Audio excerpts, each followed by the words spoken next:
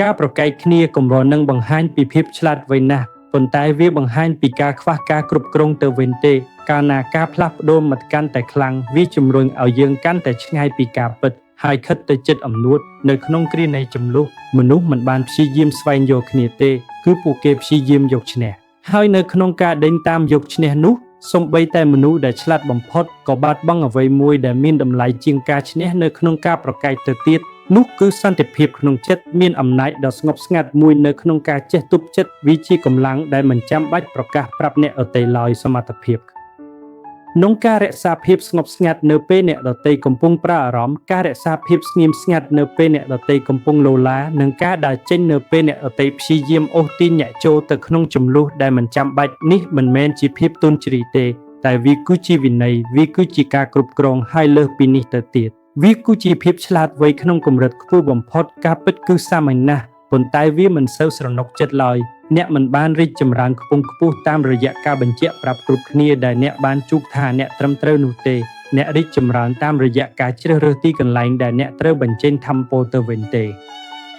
មិនមែនរាល់មតិយោបល់សុទ្ធតែសមនឹងទទួលបានការចាប់អារម្មណ៍ពីអ្នកឡើយមិនមែនរាល់ការប្រជុំសុទ្ធតែសមនឹងទទួលបានការឆ្លើយតបពីអ្នកឡើយហើយក៏មិនមែនរាល់មនុស្សគ្រប់គ្នាសុទ្ធតែសមនឹងទទួលបានសិទ្ធិចូលមកក្នុងចិត្តរបស់អ្នកដែរនៅក្នុងសៀវភៅនេះយើងនឹងស្វែងយល់ពីវិធីសាស្ត្រផ្សេងក្នុងការដោះស្រាយជាមួយមនុស្សពិបាកតាមរយៈវិធីសាស្ត្រដែលឆ្លាតវៃស្ងប់ស្ងាត់និងមានយុទ្ធសាស្ត្រជាមុនអ្នកនឹងរៀនពីរបៀបគ្រប់គ្រងប្រតិកម្មរបស់អ្នកស្វែងយល់ពីអាកប្បកិរិយាដែលមិនសមហេតុផលនិងការពារសន្តិភាពរបស់អ្នកដោយមិនចាំបាច់គេចវេះពីការពិត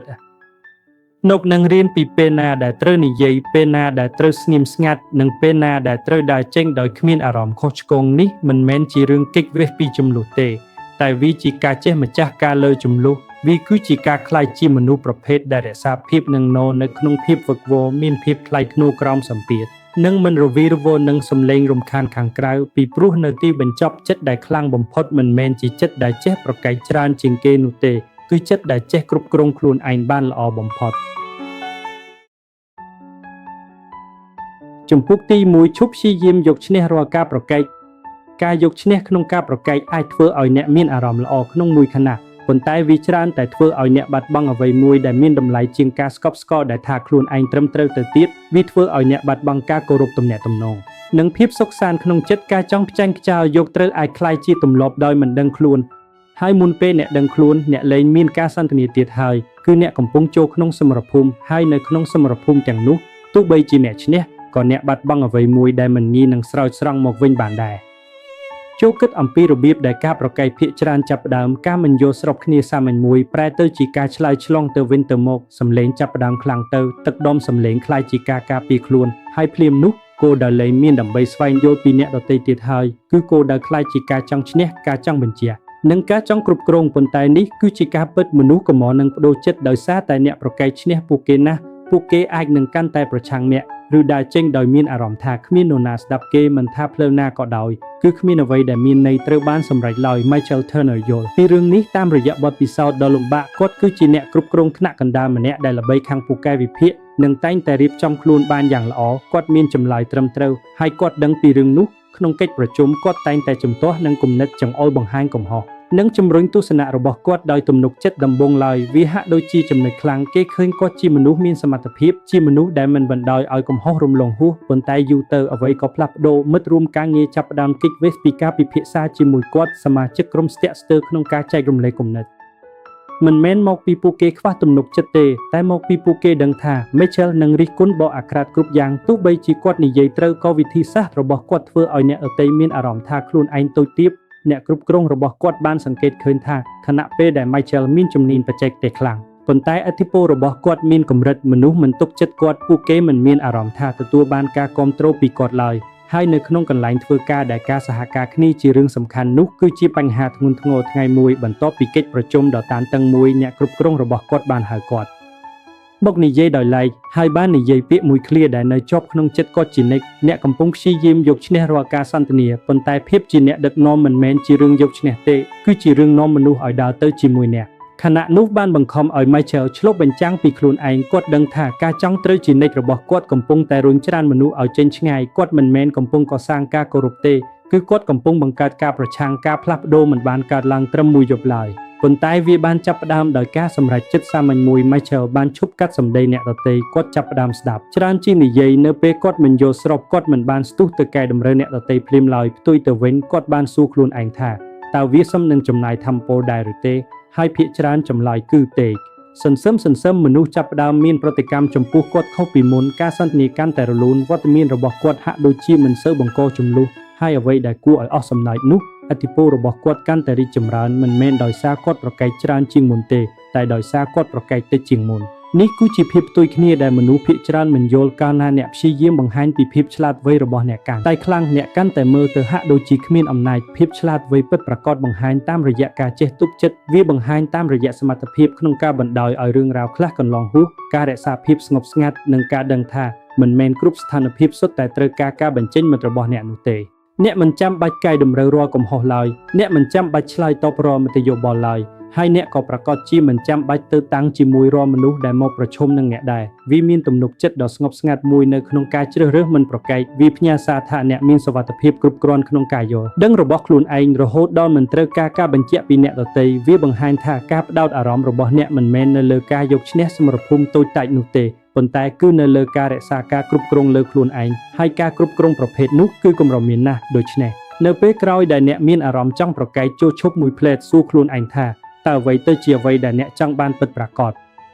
តើវាជាភាពច្បាស់លាស់ឬជាការចង់ឲ្យគេទទួលស្គាល់តើវាជាការយល់ដឹងឬជាអំនួត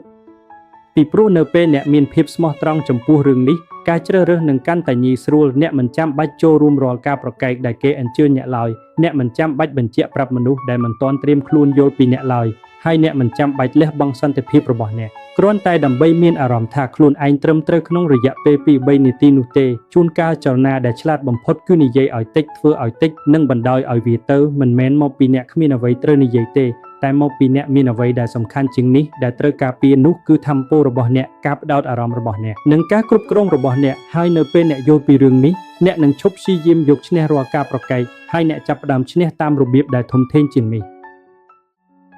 ះចំពុកទី2ស្វែងយល់ពីចិត្តវិទ្យានៃអាកប្បកិរិយាមិនសមហេតុផលអ្វីដែលធ្វើឲ្យអ្នកមួម៉ៅអំពីមនុស្សពិបាកមិនមែនគ្រាន់តែជាអ្វីដែលគេនិយាយនោះទេប៉ុន្តែគឺដោយសារវាហាក់ដូចជាគ្មានហេតុផលតតែសោះអ្នកបង្ហាញហេតុផលអង្ខេតនិងភស្តុតាងប៉ុន្តែអ្នកម្ខាងទៀតនៅតែប្រឆាំងបង្វែររឿងឬបង្កើនចំនួនក្នុងគ្រានោះវាហាក់ដូចជាអ្នកកំពុងព្យាយាមសន្ទនាដោយហេតុផលជាមួយនរណាម្នាក់ដែលបដិសេធមិនគោរពតាមវិធានដូចគ្នាហើយនោះគឺជាអ្វីដែលកំពុងកើតឡើងមែនកំហុសដែលមនុស្សភាគច្រើនប្រព្រឹត្តគឺការសន្មតថាគ្រប់គ្នាដើរតាមហេតុផលវាមិនមែនដូច្នោះទ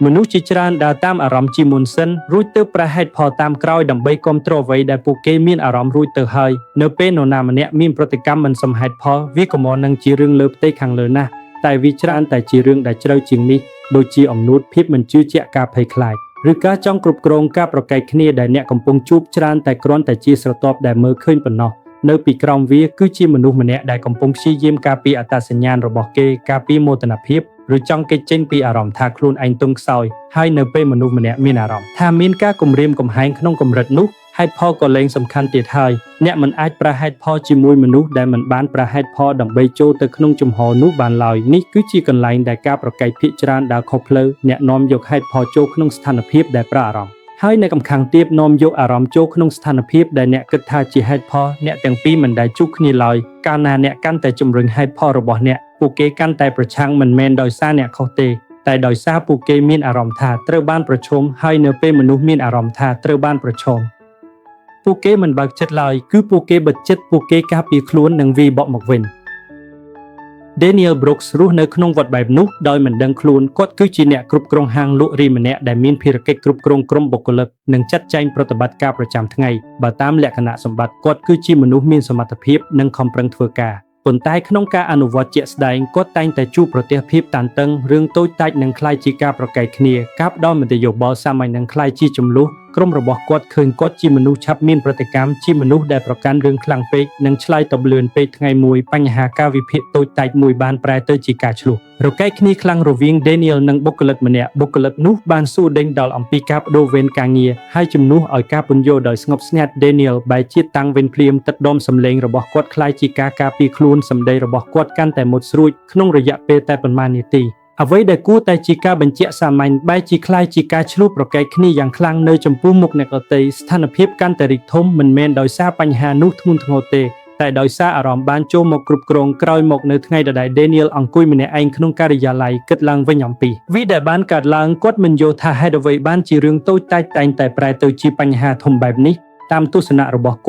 ត់គ្រាន់តែព្យាយាមរក្សារបៀបរៀបរយប៉ុណ្ណោះប៉ុន្តែអ្វីដែលគាត់មិនបានឃើញគឺរបៀបដែលប្រតិកម្មរបស់គាត់ត្រូវបានជំរុញដោយអ្វីមួយដែលជ្រៅជាងនេះរាល់ពេលដែលមាននរណាម្នាក់សួរដេញដល់គាត់មានអារម្មណ៍ថាវាជាការប្រឈមនឹងអំណាចរបស់គាត់រាល់ការមិនយល់ស្របមានអារម្មណ៍ថាជារឿងបុគ្គលហើយដោយសារតែហេតុនោះគាត់ក៏មានប្រតិកម្មដាមអារម្មណ៍ទោះបីជាស្ថានភាពនោះមិនត្រូវការវាក៏ដោយចំណុចរបស់បានមកដល់នៅពេលអ្នកគ្រប់គ្រងជាន់ខ្ពស់ម្នាក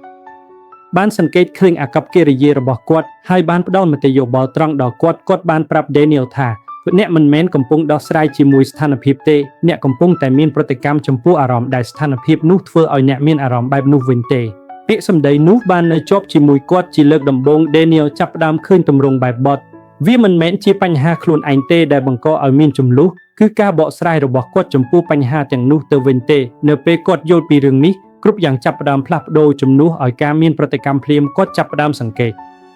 នៅពេលមាននរណាម្នាក់ប្រឈមនឹងគាត់សួរខ្លួនឯងថាតើអ្វីកំពុងកើតឡើងនៅទីនេះពិតប្រាកដតើមនុស្សម្នាក់នោះកំពុងតែមិនគោរពគាត់មែនឬគ្រាន់តែគេកំពុងសួរសំណួរតើស្ថានភាពនេះធ្ងន់ធ្ងរមែនឬគាត់កំពុងតែធ្វើឲ្យវាធំក្នុងចិត្តរបស់គាត់ការផ្លាស់ប្ដូរការយល់ដឹងបន្តិចបន្តួចនោះបានផ្ដល់ឲ្យគាត់នៅលំហហើយនៅក្នុងលំហនោះគាត់បានរកឃើញការគ្រប់គ្រងកាលណាអ្នកកាន់តែយល់ពីចិត្តវិទ្យានៅពីក្រោយអាកប្បកិរិយាមិនសមហេតុផលអ្នកនឹងមានអារម្មណ៍ថាវាមិនមែនជារឿងបុគ្គលកាន់តែខ្លាំងអ្នកចាប់ផ្ដើមឃើញថាមនុស្សមិនមែនតែងតែមានប្រតិកម្មចំពោះអ្នកទេពួកគេកំពុងមានប្រតិកម្មចំពោះស្ថានភាពក្នុងចិត្តរបស់ពួកគេផ្ទាល់ដូចជាភាពតានតឹងការភ័យខ្លាចឬភាពមិនជឿជាក់របស់ពួកគេហើយនៅពេលអ្នកឃើញរឿងនោះការចង់ប្រកែករបស់អ្នកចាប់ផ្ដើមបាត់បង់ព្រោះអ្នកដឹងថាអ្នកមិនមែនកំពុងដោះស្រាយជាមួយហេតុផលទេតែអ្នកកំពុងដោះស្រាយជាមួយអារម្មណ៍នេះមិនមែនមានន័យថាអ្នកលើកលែងឲ្យអាកប្បកិរិយាមិនល្អនោះទេតែវាមានន័យថាអ្នកយល់ពីវាហើយការយល់ដឹងផ្ដល់ឲ្យអ្នកនៅអត្ថប្រយោជន៍ជំនួសឲ្យការត្រូវបានអូសទាញចូលទៅក្នុងភាពវឹកវរអ្នករក្សាភាពនឹងណូជំនួសឲ្យការព្យាយាមបង្ខំហេតុផលចូលក្នុងស្ថានភាពអារម្មណ៍អ្នកកែសម្រួលវិធីសាស្ត្ររបស់អ្នករក្សាភាពស្ងប់ស្ងាត់អ្នកធ្វើឲ្យការឆ្លើយតបរបស់អ្នកសាមញ្ញឬជួនកាលអ្នកជ្រើសរើសមិនចូលរួមតែម្ដងមានកម្រិតនៃភាពចាស់ទុំមួយដែលកើតចេញពីការទទួលស្គាល់ថាមិនមែនគ្រប់គ្នាសុទ្ធតែត្រៀមខ្លួនសម្រាប់ការសន្ទនាដោយហេតុផលឡើយមនុស្សខ្លះត្រូវការពេលវេលាមនុស្សខ្លះត្រូវការលំហហើយខ្លះទៀតប្រហែលជាមិនប្រែប្រួលឡើយភារកិច្ចរបស់អ្នកមិនមែនជាការកែប្រែពួកគេទេភារកិច្ចរបស់អ្នកគឺគ្រប់គ្រងខ្លួនឯងពីព្រោះនៅពេលអ្នកឈប់រំពឹងឲ្យមនុស្សដែលមិនសមហេតុផលមកធ្វើរឿងសមហេតុផលអ្នកនឹងឈប់មានការភ្ញាក់ផ្អើលនឹងអាកប្បកិរិយារបស់ពួកគេហើយនៅពេលអ្នកលែងភ្ញាក់ផ្អើលអ្នកក៏លែងត្រូវបានគេជំរុញឲ្យខឹង triggerដែលអ្នកឃើញអ្វីបានច្បាស់លាស់អ្នកលើយតបដោយប្រាជ្ញាហើយសំខាន់បំផុតគឺអ្នកការពារសន្តិភាពរបស់អ្នកការយល់ដឹងពីមនុស្សមិនមែនជារឿងយល់ស្របជាមួយពួកគេទេតែជាការមើលឃើញពីអ្វីដែលជំរុញពួកគេហើយនៅពេលអ្នកឃើញរឿងនោះអ្នកលែងមានអារម្មណ៍ថាត្រូវប្រកែកទៀតហើយអ្នកគ្រាន់តែជ្រើសរើសរបៀបឆ្លើយតបឬថាតើគួរឆ្លើយតបឬក៏អត់តែប៉ុណ្ណោះជំពូកទី3ម្ចាស់ការលើប្រតិកម្មដំបូងរបស់អ្នកប្រតិកម្មដំបូងដែលអ្នកមាននៅក្នុងស្ថានភាពណាមួយកំពុងនឹងជាប្រតិកម្មដែលល្អបំផុតណាស់តែវាគ្រាន់តែជាប្រតិកម្មដែលលឿនបំផុតប៉ុណ្ណោះវាបានមកពីទម្លាប់ពីអារម្មណ៍និងពីសភាពគិតហើយភាគច្រើននៃពេលវេលាវាគឺជាស្វ័យប្រវត្តិនរណាម្នាក់និយាយអ្វីមួយដែលធ្វើឲ្យអ្នកមុំម៉ៅប្រឈមនឹងអ្នកឬមិនគោរពអ្នកហើយមុនពេលអ្នកគិតដល់ផងអ្នកក៏ឆ្លើយតបបាត់ទៅហើយការឆ្លើយតបនោះអាចនឹងមុតស្រួចជាការការពារខ្លួនឬប្រើអារម្មណ៍ក្នុងគ្រានោះវាហាក់ដូចជាសមហេតុផលណាស់ប៉ុន្តែអ្វីដែលមានអារម្មណ៍ថាត្រូវនៅក្នុងគ្រានោះច្រើនតែបង្កើតឲ្យមានការស្ដាយក្រោយនៅពេលក្រោយពីព្រោះប្រតិកម្មដំបូងរបស់អ្នកមិនមែនជាការឆ្លុះបញ្ចាំងពីភាពឆ្លាតវៃរបស់អ្នកទេតែវាជាការឆ្លុះបញ្ចាំងពីការហ្វឹកហាត់ក្នុងចិត្តពីមុនមករបស់អ្នកប្រសិនបើអ្នកយកចិត្តទុកដាក់អ្នកនឹងកត់សម្គាល់ឃើញថាជំលុះជាច្រើនរបស់អ្នកមិនមែនបណ្ដាលមកពីអ្វីដែលបានកើតឡើងនោះទេប៉ុន្តែបណ្ដាលមកពីការដែលអ្នកមានប្រតិកម្មលឿនពេកចំពោះវាសម្ដីមួយឃ្លាដែលអាចនឹងត្រូវរំលងចោលបែរជាคล้ายជាការប្រកែកគ្នាការយល់ច្រឡំប្រែទៅជាភាពតានតឹងបញ្ហាតូចតែរីកធំជាងអ្វីដែលវាគួរតែជាហើយគ្រប់យ៉ាងចាប់ផ្ដើមពីខណៈនោះខណៈដែលអ្នកជ្រើសរើសមានប្រតិកម្មជាងការឈប់បន្តិចការឈប់បន្តិចគឺជាកន្លែងដែលអំណាចរបស់អ្នករស់នៅវាមានទំហំតូចស្ទើរតែមើលមិនឃើញប៉ុន្តែវាផ្លាស់ប្ដូរគ្រប់យ៉ាងនៅក្នុងចន្លោះដ៏ខ្លីរវាងអ្វីដែលកើតឡើងនិងរបៀបដែលអ្នកឆ្លើយតបអ្នកមានជម្រើសអ្នកអាចដើរតាមអារម្មណ៍ឆេវឆាវរបស់អ្នកឬអ្នកអាចដកថយមួយជំហានហើយគ្រប់គ្រងវាមនុស្សភាគច្រើនមិនដែលអភិវឌ្ឍសមត្ថភាពនេះឡើយ ដែលជាមូលហេតុធ្វើឲ្យពួកគេនៅជាប់ក្នុងវដ្តនៃប្រតិកម្មប៉ុន្តែនៅពេលអ្នករៀនឈប់បន្តិចអ្នកនឹងដើរចេញពីវដ្តនោះ Jason Miller យល់ពីរឿងនេះច្បាស់ជាងគេប៉ុន្តែគឺបន្ទាប់ពីរៀនវាដោយការលំបាកគាត់ធ្វើការជាភ្នាក់ងារបម្រើអតិថិជនសម្រាប់ក្រុមហ៊ុនធំមួយដោយត្រូវដោះស្រាយពាក្យបណ្ដឹងពេញមួយថ្ងៃការងាររបស់គាត់ត្រូវការភាពអត់ធ្មត់ប៉ុន្តែនិន្នាការធម្មជាតិរបស់គាត់គឺមានប្រតិកម្មលឿនជាពិសេសនៅពេលអតិថិជនប្រើសម្ដីអសុរោះឬមិនសមហេតុផលនៅដើមដំបូងនៃអាជីពគាត់ប្រកាន់គ្រប់រឿងជាចំនួនបុគ្គលប្រសិនបើនរណាម្នាក់លើកសម្លេងដាក់គាត់ក៏លើកសម្លេងដាក់វិញប្រសិនបើនរណាម្នាក់រិះគន់គាត់ការពារខ្លួនភ្លាមវាមានអារម្មណ៍ថាជាធម្មជាតិនិងជាស្វ័យប្រវត្តិមានហេតុការណ៍មួយដែលលេចលោជាងគេអតិថិជនម្នាក់បានខលមកទាំងមួយម៉ៅរួចជាស្រេចហើយបានចាប់ផ្ដើមការសន្ទនាដោយទឹកដមសម្លេងអាក្រក់ក្នុងរយៈពេលតែប៉ុន្មានវិនាទី Jason មានអារម្មណ៍ថាកំហឹងរបស់គាត់កំពុងកើនឡើងដោយមិនបានគិតគាត់ក៏បានប្រើធម្មពលដូចគ្នាឆ្លើយតបទៅវិញការឆ្លើយតបរបស់គាត់ខ្លីនិងជាការការពារខ្លួនការសន្ទនាកាន់តែខ្លាំងឡើងហើយនៅទីបញ្ចប់ភាគីទាំងសងខាងសុទ្ធតែមួម៉ៅហើយបញ្ហាក៏មិនត្រូវបានដោះស្រាយបន្ទាប់ពីការខលនោះអ្នកគ្រប់គ្រងរបស់គាត់បានត្រួតពិនិត្យការសន្ទនាហើយបានផ្ដល់មតិយោបល់សាមញ្ញមួយគឺអ្នកមានប្រតិកម្មលឿនពេកអ្នកមិនបានផ្ដល់ពេលវេលាឲ្យខ្លួនឯងដើម្បីគិតឡើយដំបូងឡើយ Jason បានជំទាស់នឹងគំនិតនេះក្នុងចិត្តរបស់គាត់គ្រាន់តែឆ្លើយតបទៅនឹងរបៀបដែលគេប្រព្រឹត្តដាក់គាត់ប៉ុណ្ណោះប៉ុន្តែយូរទៅគាត់ចាប់ផ្ដើមកត់សម្គាល់ឃើញទម្រង់បែបបទមួយកាលណាការសន្ទនាមានអារម្មណ៍កាន់តែអាក្រក់គាត់មានប្រតិកម្មកាន់តែលឿនហើយកាលណាគាត់មានប្រតិកម្មកាន់តែលឿនលទ្ធផលក៏កាន់តែអាក្រក់ទៅវាគឺជាវដ្តដែលគាត់មិនដែលដឹងពីមុនមកដូច្នេះគាត់ក៏បានសាកល្បងអ្វីដែលខុសពីមុននៅពេលក្រោយដែលមានអតិថិជនពិបាកខលមកគាត់បានធ្វើការសម្រេចចិត្តដោយដឹងខ្លួនថាត្រូវឈប់បន្តិចមុននឹងឆ្លើយតបទោះបីជីវិតរឹមតែមួយវិនាទីក៏គាត់អនុញ្ញាតឲ្យខ្លួនឯងមានចន្លោះនោះដែរជំនួសឲ្យការកាត់សម្ដីគាត់បានស្ដាប់យ៉ាងពេញលេញជំនួសឲ្យការមានប្រតិកម្មដាមអារម្មណ៍គាត់បានឆ្លើយតបដោយការពិចារណាភាពខុសគ្នាបានកើតឡើងភ្លាមទឹកដុំសម្លេងនៃការសន្ទនាបានផ្លាស់ប្ដូរអតិថិជនដែលរំពឹងថានឹងជួបការតាំងបែរជាជួបភាពស្ងប់ស្ងាត់ទៅវិញហើយភាពស្ងប់ស្ងាត់នោះបានផ្លាស់ប្ដូរគ្រប់យ៉ាងអ្វីដែល Jason បានរកឃើញគឺសាមញ្ញប៉ុន្តែមានអំណាចនៅពេលអ្នកគ្រប់គ្រងប្រតិកម្មដំបូងរបស់អ្នកនឹងគ្រប់គ្រងទិសដៅនៃការសន្ទនាទាំងមូលការឆ្លើយតបរបស់អ្នកជាអ្នកកំណត់ទឹកដមសម្លេងប្រសិនបើអ្នកនាំមកនៅភាពស្ងប់ស្ងាត់ស្ថានភាពច្រើនតែថយចុះកម្ដៅប្រសិនបើអ្នកនាំមកនៅអារម្មណ៍វានឹងកាន់តែខ្លាំងឡើងមនុស្សច្រើនតែធ្វើត្រាប់តាមអ្វីដែលពួកគេទទួលបានហើយនៅពេលអ្នករក្សាភាពនឹងណូអ្នកនឹងបំផ្លាញទម្រង់ដែលគេរំពឹងទុកនេះមិនមែនជារឿងសង្កត់សង្កិនអារម្មណ៍របស់អ្នកទេតែវាជារឿងគ្រប់គ្រងវាអ្នកនឹងនៅតែមានអារម្មណ៍មួម៉ៅធុញថប់ឬខឹងនោះជារឿងធម្មជាតិប៉ុន្តែការមានអារម្មណ៍អ្វីមួយមិនមែនមានន័យថាអ្នកត្រូវធ្វើតាមអារម្មណ៍នោះភ្លាមឡើយសមត្ថភាពក្នុងការបំបែកអារម្មណ៍ចេញពីសកម្មភាពគឺជា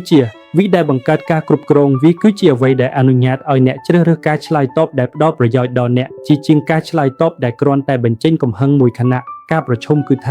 ាការឈប់បន្តិចនោះមានអារម្មណ៍ថាមិនសូវជាធម្មជាតិទេនៅពេលដំបូងចិត្តរបស់អ្នកនឹងជំរុញឲ្យអ្នកឆ្លើយតបឲ្យលឿនវានឹងប្រាប់អ្នកថាអ្នកត្រូវការពារខ្លួនត្រូវកែតម្រូវអ្នកម្ខាងទៀតត្រូវនិយាយអ្វីមួយឥឡូវនេះប៉ុន្តែភាពបន្ទាន់នោះច្រើនតែជាការភ័ន្តច្រឡំប៉ុណ្ណោះមានស្ថានភាពតិចតួចណាស់ដែលត្រូវការប្រតិកម្មភ្លាមហើយស្ថានភាពណាដែលត្រូវការការឆ្លើយតបភ្លាមក៏ទទួលបានប្រយោជន៍ពីភាពច្បាស់លាស់ដែរមិនមែនទទួលបានប្រយោជន៍ពីអារម្មណ៍ឆេវឆាវឡើយនៅពេលអ្នកហ្វឹកហាត់ខ្លួនឯងឲ្យឈប់បន្តិចអ្នកចាប់ផ្ដើមឃើញអ្វីខុសពីមុនអ្នកក៏សម្គាល់ឃើញទឹកដមសម្លេងរបស់អ្នកម្ខាងទៀតបំណងប្រាថ្នារបស់គេស្ថានភាពចិត្តរបស់គេអ្នកលែងផ្ដោតលើការចង់ត្រូវហើយចាប់ផ្ដើមផ្ដោតលើការយល់ដឹងពីស្ថានភាពវិញហើយចេញពីកន្លែងនៃការយល់ដឹងនោះការឆ្លើយតបរបស់អ្នកនឹងមានប្រសិទ្ធភាពជាងមុនយូរទៅវានឹងคล้ายជាទម្លាប់អ្នកលែងមានប្រតិកម្មភ្លាមទៀតហើយអ្នកបង្កើតលំហដោយធម្មជាតិហើយនៅក្នុងលំហនោះអ្នកនឹងរកឃើញអ្វីមួយដែលមនុស្សភាគច្រើនមិនដែលជួបប្រទះនោះគឺការគ្រប់គ្រងមិនមែនការគ្រប់គ្រងលើអ្នកដទៃទេតែជាការគ្រប់គ្រងលើខ្លួនឯងហើយនោះគឺជាកន្លែងដែលកម្លាំងពិតប្រាកដកើតឡើងពីព្រោះនៅទីបញ្ចប់វាមិនមែនជាស្ថានភាពដែលកំណត់ថាអ្នកជាមនុស្សបែបណាឡើយវាមិនមែនជាអ្វីដែលមនុស្សនិយាយឬរបៀបដែលគេប្រព្រឹត្តឡើយតែវាគឺជារបៀបដែលអ្នកឆ្លើយតប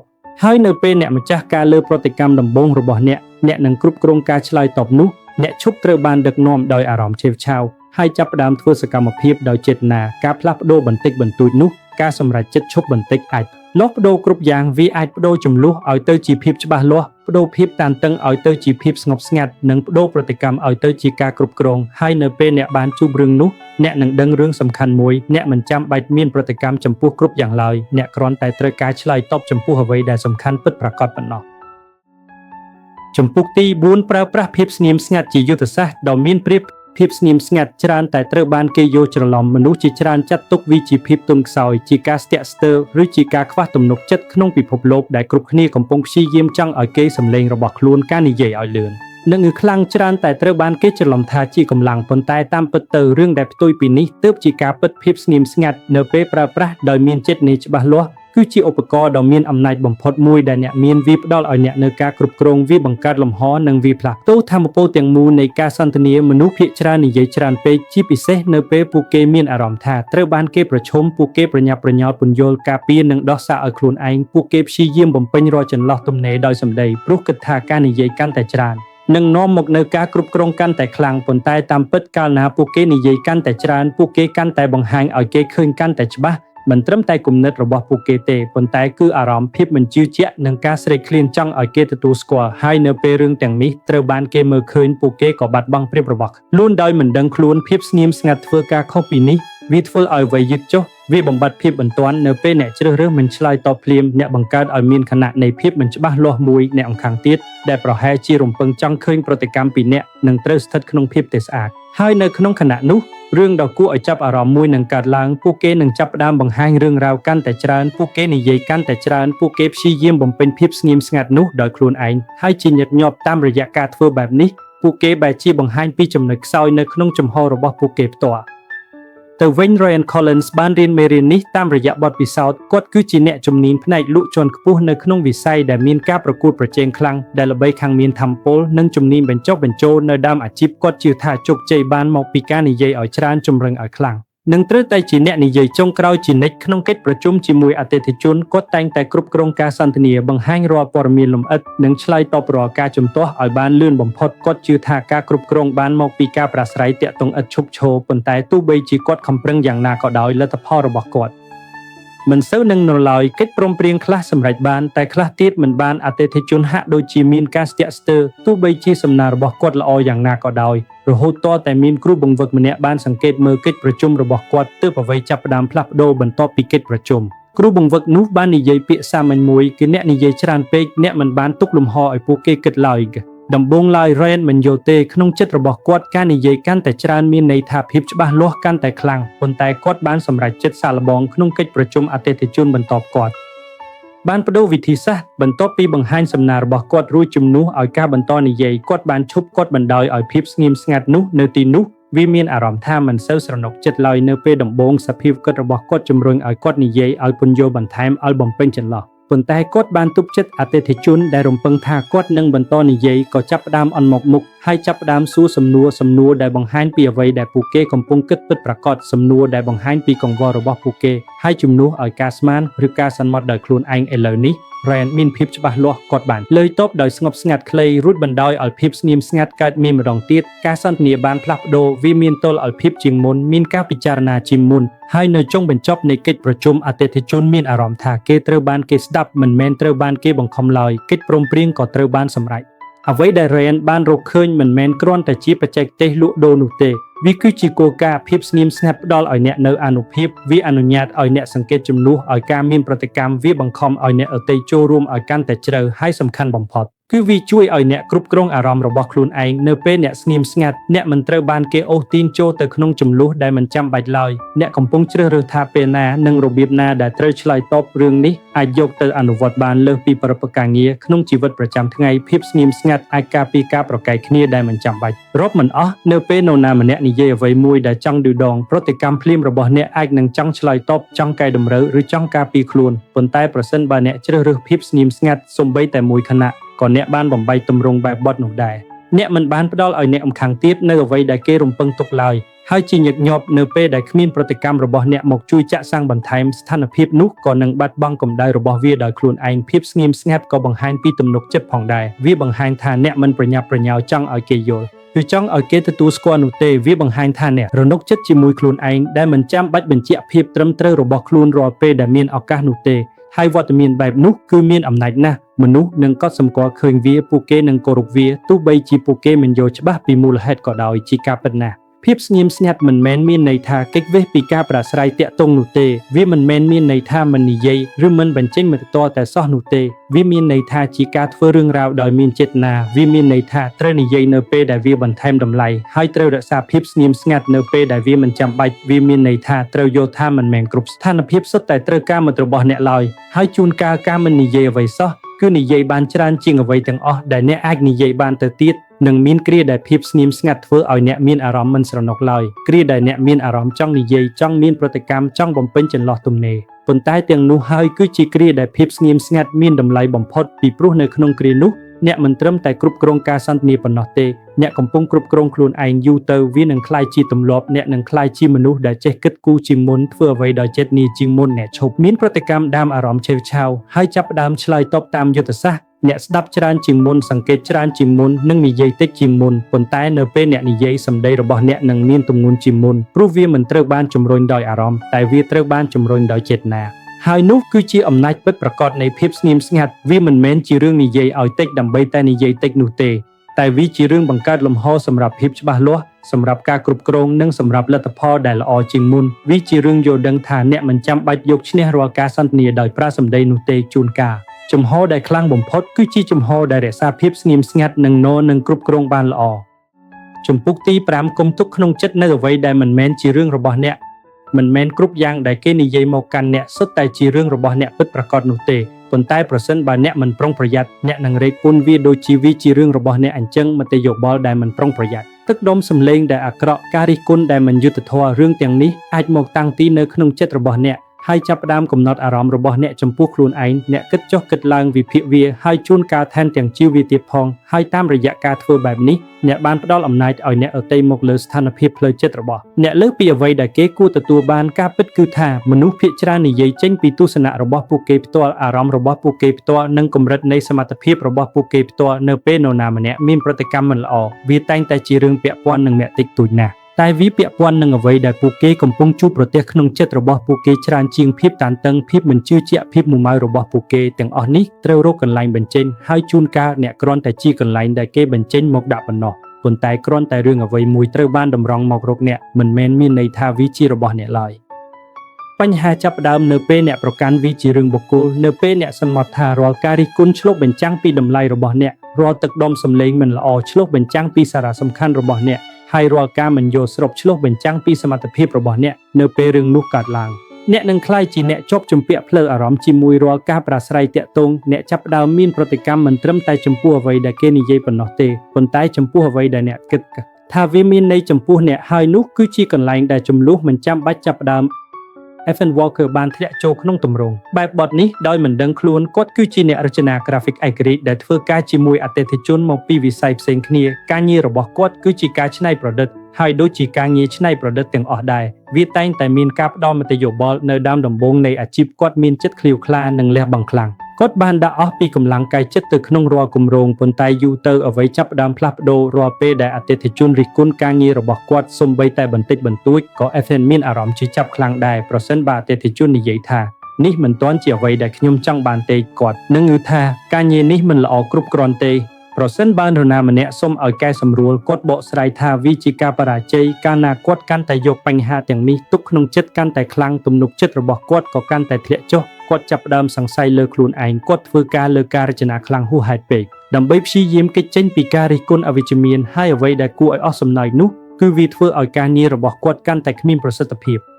ពមានគម្រោងមួយដែលជំរុញគាត់ឲ្យដល់កម្រិតកំណត់អតិថិជនម្នាក់បានបដិសេធសេចក្តីព្រាងជាច្រើនលើកនិងបានបញ្ចេញភាពមុម៉ៅចំពោះទិសដៅការងារការផ្ដល់មតិយោបល់នោះគឺត្រង់និងហាក់ដូចជាអាក្រក់ Ethan ប្រកាន់វាជារឿងបុគ្គលខ្លាំងគាត់ចំណាយពេលរាប់ម៉ោងដើម្បីព្យាយាមកែគ្រប់យ៉ាងមិនមែនដើម្បីឲ្យការរចនាកាន់តែល្អឡើយតែដើម្បីបញ្ជាក់ពីសមត្ថភាពរបស់ខ្លួនឯងនៅចុងបញ្ចប់នៃគម្រោងគាត់អស់កម្លាំងខ្លាំងមុម៉ៅនិងសង្ស័យលើសមត្ថភាពខ្លួនឯងរហូតតតែគាត់បាននិយាយជាមួយអ្នករចនាដែលមានបទពិសោធន៍ម្នាក់ទើបគាត់ចាប់ផ្ដើមឃើញអ្វីខុសពីមុន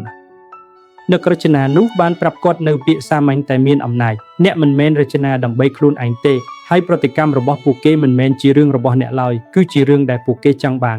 ឃ្លានោះបានផ្លាស់ប្ដូរទស្សនៈរបស់គាត់ជាលើកដំបូង Ethan ចាប់ផ្ដើមបំបែកការងាររបស់គាត់ចេញពីអត្តសញ្ញាណរបស់គាត់ចាប់ផ្ដើមយកចិត្តទុកដាក់លើរបៀបដែលអតិថិជនប្រាស្រ័យតាក់ទងគាត់ក៏សម្គាល់ឃើញថា ប្រតិកម្មជាច្រើនរបស់ពួកគេមិនមែនជារឿងបុគ្គលឡើយតែវាផ្អែកលើចំណូលចិត្តការរំពឹងទុកឬសូម្បីតែភាពតានតឹងរបស់ពួកគេផ្ទាល់អតិថិជនម្នាក់អាចនឹងស្ថិតក្រោមសម្ពាធនៃការបរិច្ឆេទកំណត់របស់ពួកគេម្នាក់ទៀតប្រហែលជាមិនយល់ច្បាស់ពីអ្វីដែលខ្លួនឯងចង់បានការផ្ដោតមិត្តរបស់ពួកគេមិនមែនជាការកាត់សេចក្តីលើរូបគាត់ក្នុងនាមជាមនុស្សម្នាក់នោះទេវាគឺជាផ្នែកមួយនៃដំណើរការងារនៅពេល Ethan ឈប់យកគ្រប់យ៉ាងទុកក្នុងចិត្តវិធីសាស្ត្ររបស់គាត់ក៏ផ្លាស់ប្ដូរគាត់កាន់តែមានភាពច្បាស់លាស់ជំនួសឲ្យការមានប្រតិកម្មដាមអារម្មណ៍គាត់បានសួរសំណួរជំនួសឲ្យការសន្មត់ថាការរិះគន់មានន័យថាបរាជ័យគាត់ចាត់ទុកវាជាព័ត៌មានហើយសំខាន់បំផុតគឺគាត់ឈប់ចង់ភ្ជាប់តម្លៃខ្លួនឯងទៅនឹងរាល់ការផ្ដល់មិត្តទំនុកចិត្តរបស់គាត់បានត្រឡប់មកវិញមិនមែនដោយសារមនុស្សឈប់រិះគន់គាត់ទេតែដោយសារគាត់ឈប់ប្រកាន់វាជារឿងបុគ្គលនេះគឺជាការផ្លាស់ប្ដូរដែលអ្នកត្រូវតែធ្វើប្រសិនបើអ្នកចង់រក្សាភាពស្ងប់ស្ងាត់និងការគ្រប់គ្រងអ្នកត្រូវតែយល់ថាសម្ដីរបស់មនុស្សច្រើនតែជាការឆ្លុះបញ្ចាំងពីស្ថានភាពរបស់ពួកគេផ្ទាល់មិនមែនជានិយមន័យនៃរូបអ្នកឡើយនៅពេលនរណាម្នាក់និយាយចេញមកដោយភាពមុម៉ៅវាកំពុងប្រាប់អ្នកអំពីស្ថានភាពរបស់ពួកគេច្រើនជាងតម្លៃរបស់អ្នកនៅពេលនរណាម្នាក់រិះគន់អ្នកយ៉ាងខ្លាំងវាតែងតែបង្ហាញអំពីរបៀបប្រាស្រ័យទាក់ទងរបស់ពួកគេច្រើនជាងសមត្ថភាពរបស់អ្នកការមិនជាប់ជំពាក់ detachment មិនមែនជាភាពប្រងើយកន្តើយឡើយតែវាគឺជាភាពច្បាស់លាស់វាគឺជាសមត្ថភាពក្នុងការស្ដាប់អ្វីដែលគេនិយាយដោយមិនបណ្ដោយឲ្យវាទៅរំខានដល់ទល់ឲ្យភាពក្នុងចិត្តរបស់អ្នកវាអនុញ្ញាតឲ្យអ្នកឆ្លើយតបដោយប្រាជ្ញាជំនួសឲ្យការមានប្រតិកម្មដាមអារម្មណ៍ហើយនៅពេលអ្នកមានភាពច្បាស់លាស់នោះអ្នកនឹងឈប់ចូលរួមក្នុងចំនួនដែលមិនចាំបាច់ព្រោះអ្នកលែងព្យាយាមការពារអ្វីមួយដែលមិនដែលត្រូវបានគេគំរាមកំហែងពិតប្រាកដនោះឡើយនឹងតែងតែមានមនុស្សដែលនិយាយដោយមិនបានគិតរិះគន់ដោយមិនបានយល់និងអ្នកដែលបញ្ចេញអារម្មណ៍របស់គេមកលើអ្នកដទៃនុកមិនអាចគ្រប់គ្រងរឿងនោះបានទេប៉ុន្តែអ្នកអាចគ្រប់គ្រងថាតើអ្នកទទួលយកវាប៉ុណ្ណាអ្នកអាចជ្រើសរើសអ្វីដែលអ្នកត្រូវរែកពីសនិងអ្វីដែលអ្នកត្រូវទុកចោលនៅពីក្រោយនៅពេលក្រោយដែលមាននរណាម្នាក់និយាយអ្វីដែលអវិជ្ជមានចូលឈប់បន្តិចហើយសួរខ្លួនឯងនៅសំណួរសាមញ្ញមួយតើរឿងនេះពាក់ព័ន្ធនឹងខ្ញុំពិតមែនឬភាគច្រើនចម្លើយនឹងគឺទេហើយនៅពេលអ្នកដឹងពីរឿងនោះអ្នកនឹងដោះលែងខ្លួនឯងពីតម្រូវការក្នុងការមានប្រតិកម្មអ្នកដោះលែងខ្លួនឯងពីទម្ងន់នៃអារម្មណ៍ដែលមិនចាំបាច់ពីព្រោះមិនមែនគ្រប់យ៉ាងសុទ្ធតែសមនឹងទទួលបានការចាប់អារម្មណ៍ពីអ្នកឡើយហើយប្រកាសណាស់មិនមែនគ្រប់យ៉ាងសុទ្ធតែសមនឹងមានកន្លែងនៅក្នុងចិត្តរបស់អ្នកឡើយនៅពេលអ្នកឈប់ទុកក្នុងចិត្តនៅអ្វីដែលមិនមែនជារឿងរបស់អ្នកនឹងការពារសន្តិភាពរបស់អ្នកតាមរបៀបដែលមនុស្សភាគច្រើនមិនដែលបានរៀនហើយការការពារនោះនឹងក្លាយជាកម្លាំងរបស់អ្នកចំពោះទី6ជ្រើសរើសសមរភូមិរបស់អ្នកដូចជាអ្នកយុទ្ធសាស្ត្រ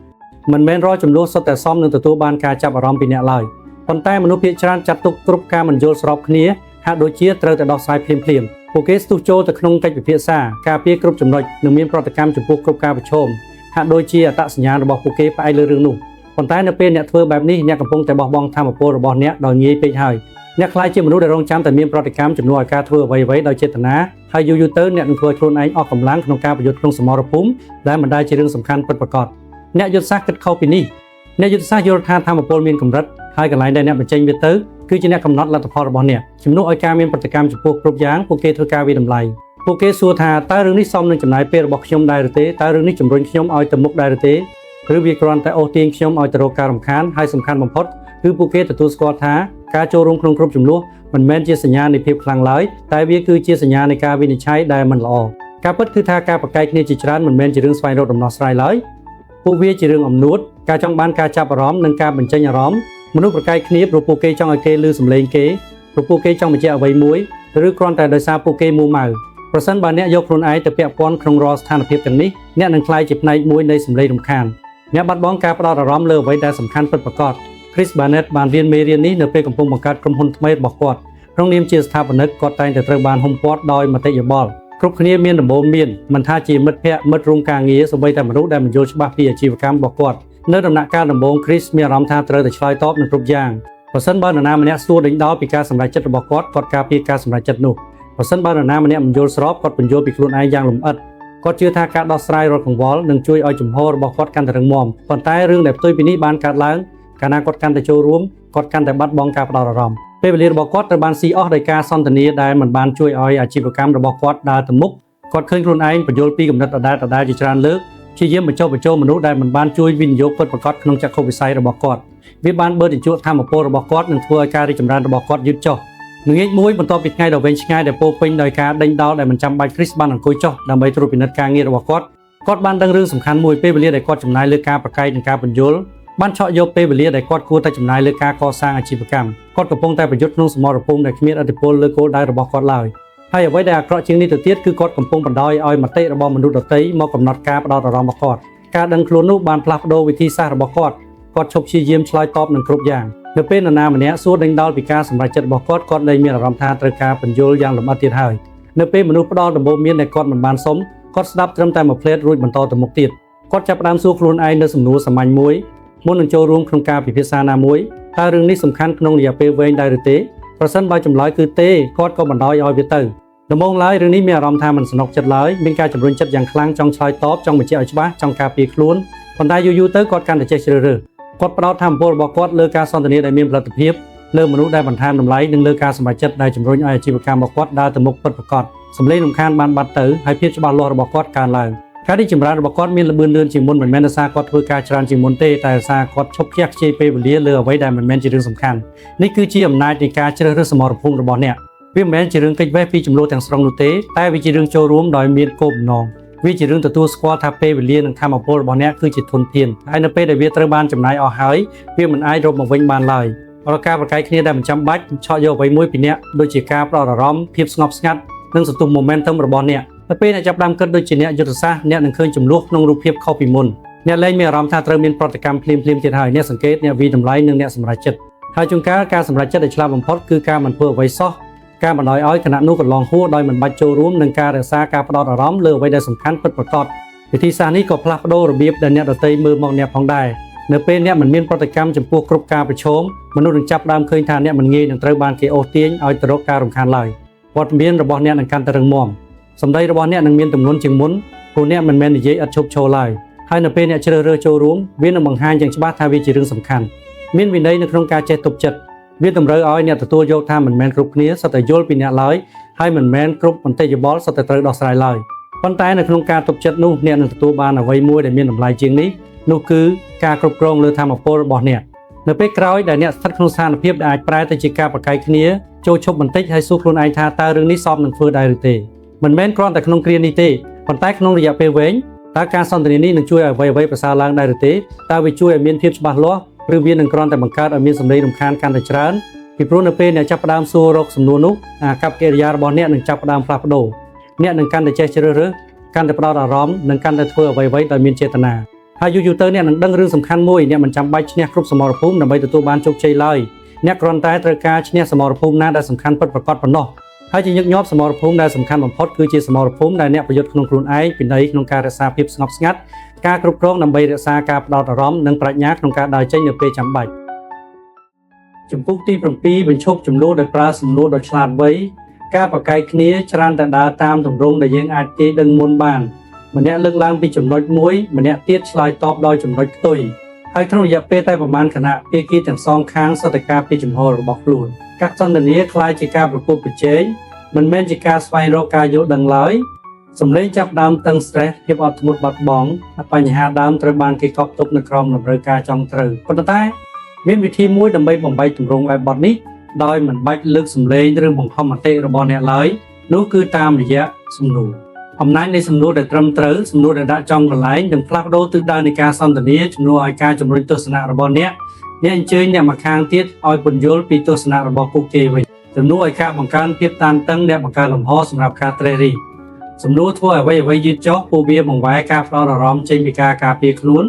មកទៅរកការគិតវិញហើយនៅពេលមនុស្សចាប់ផ្ដើមគិតជំនួសឲ្យការមានប្រតិកម្មអ្វីគ្រប់យ៉ាងនឹងផ្លាស់ប្ដូរមនុស្សភាគច្រើនមើលស្រាលអំណាចនៃវិធីសាស្ត្រនេះព្រោះពួកគេផ្ដោតខ្លាំងពេកលើការចង់លើកយកចំណុចរបស់ខ្លួនមកនិយាយពួកគេជឿថាភាពច្បាស់លាស់បានមកពីការបញ្យល់កាន់តែច្រើនការប្រកែកឲ្យកាន់តែល្អឬការនិយាយឲ្យកាន់តែលឺប៉ុន្តែតាមពិតភាពច្បាស់លាស់ច្រើនតែបានមកពីការសួរសំណួរដែលត្រឹមត្រូវក្នុងពេលវេលាដែលត្រឹមត្រូវសំណួរអាចធ្វើរឿងមួយដែលការប្រកែកមិនអាចធ្វើបាននោះគឺវាធ្វើឲ្យអ្នកម្ខាងទៀតចូលរួមក្នុងដំណើរការជាមួយអ្នកបទពិសោធន៍របស់ Kevin Adams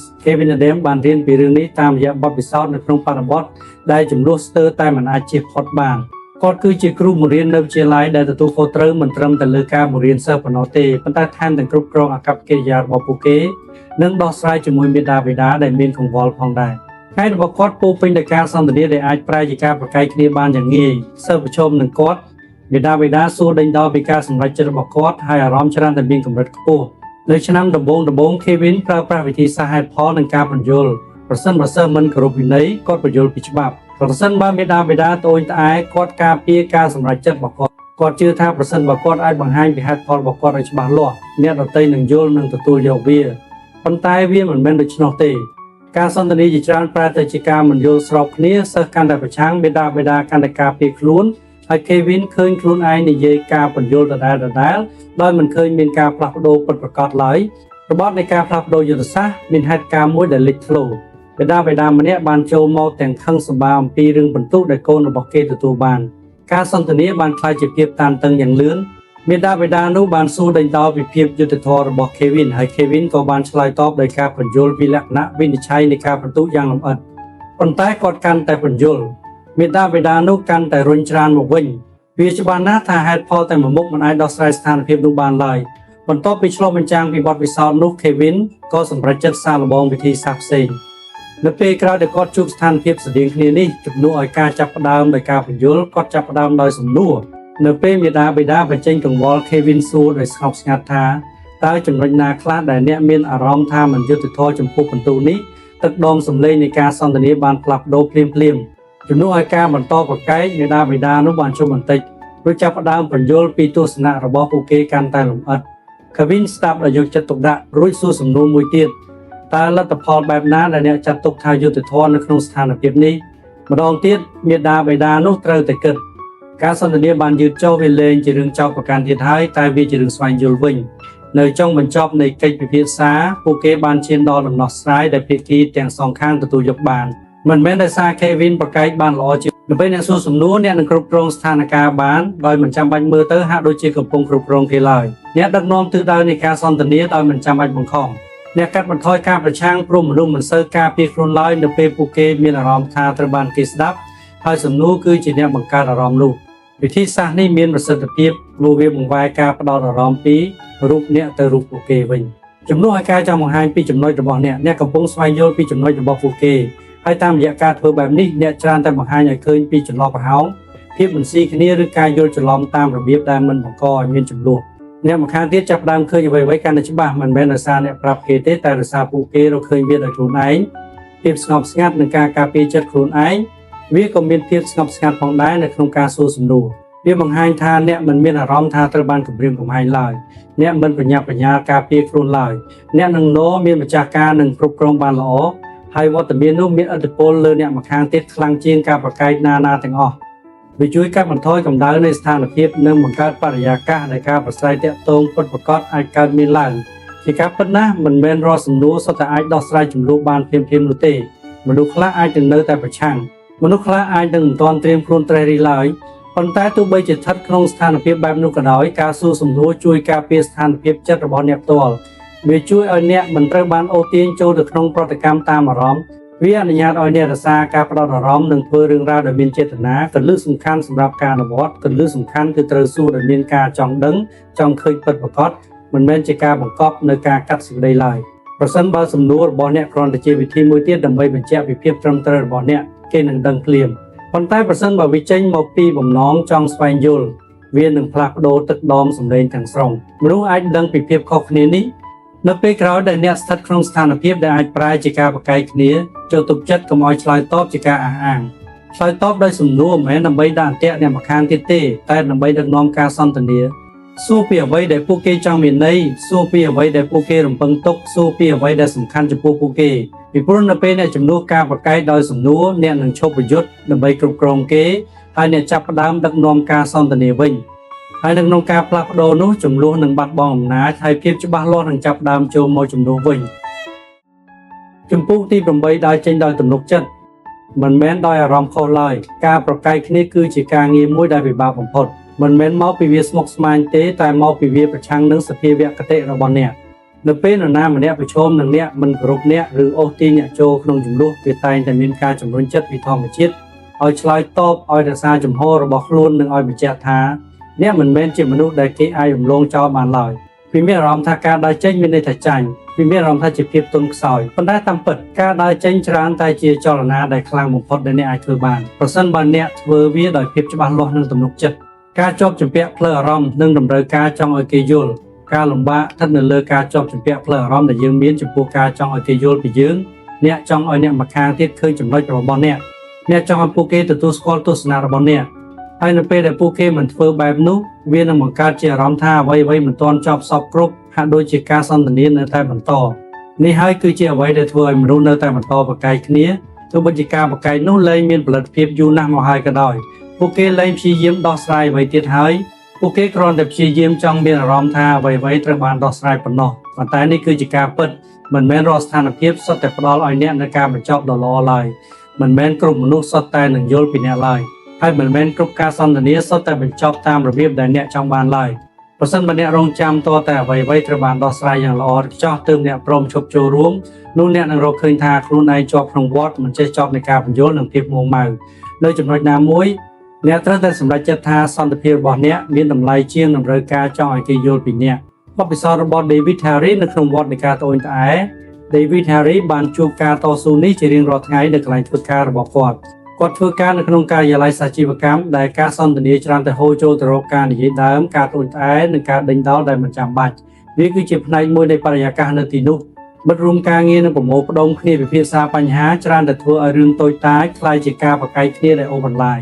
នៅពេលចាប់ផ្ដើមដំបូង David ក៏ចូលរួមដូចអ្នកដទៃទៀតដែរគាត់បានចែករំលែកមតិការពារទស្សនៈរបស់គាត់និងជាប់ពាក់ព័ន្ធក្នុងការសន្ទនាដែលមិនទៅដល់ណាឡើយ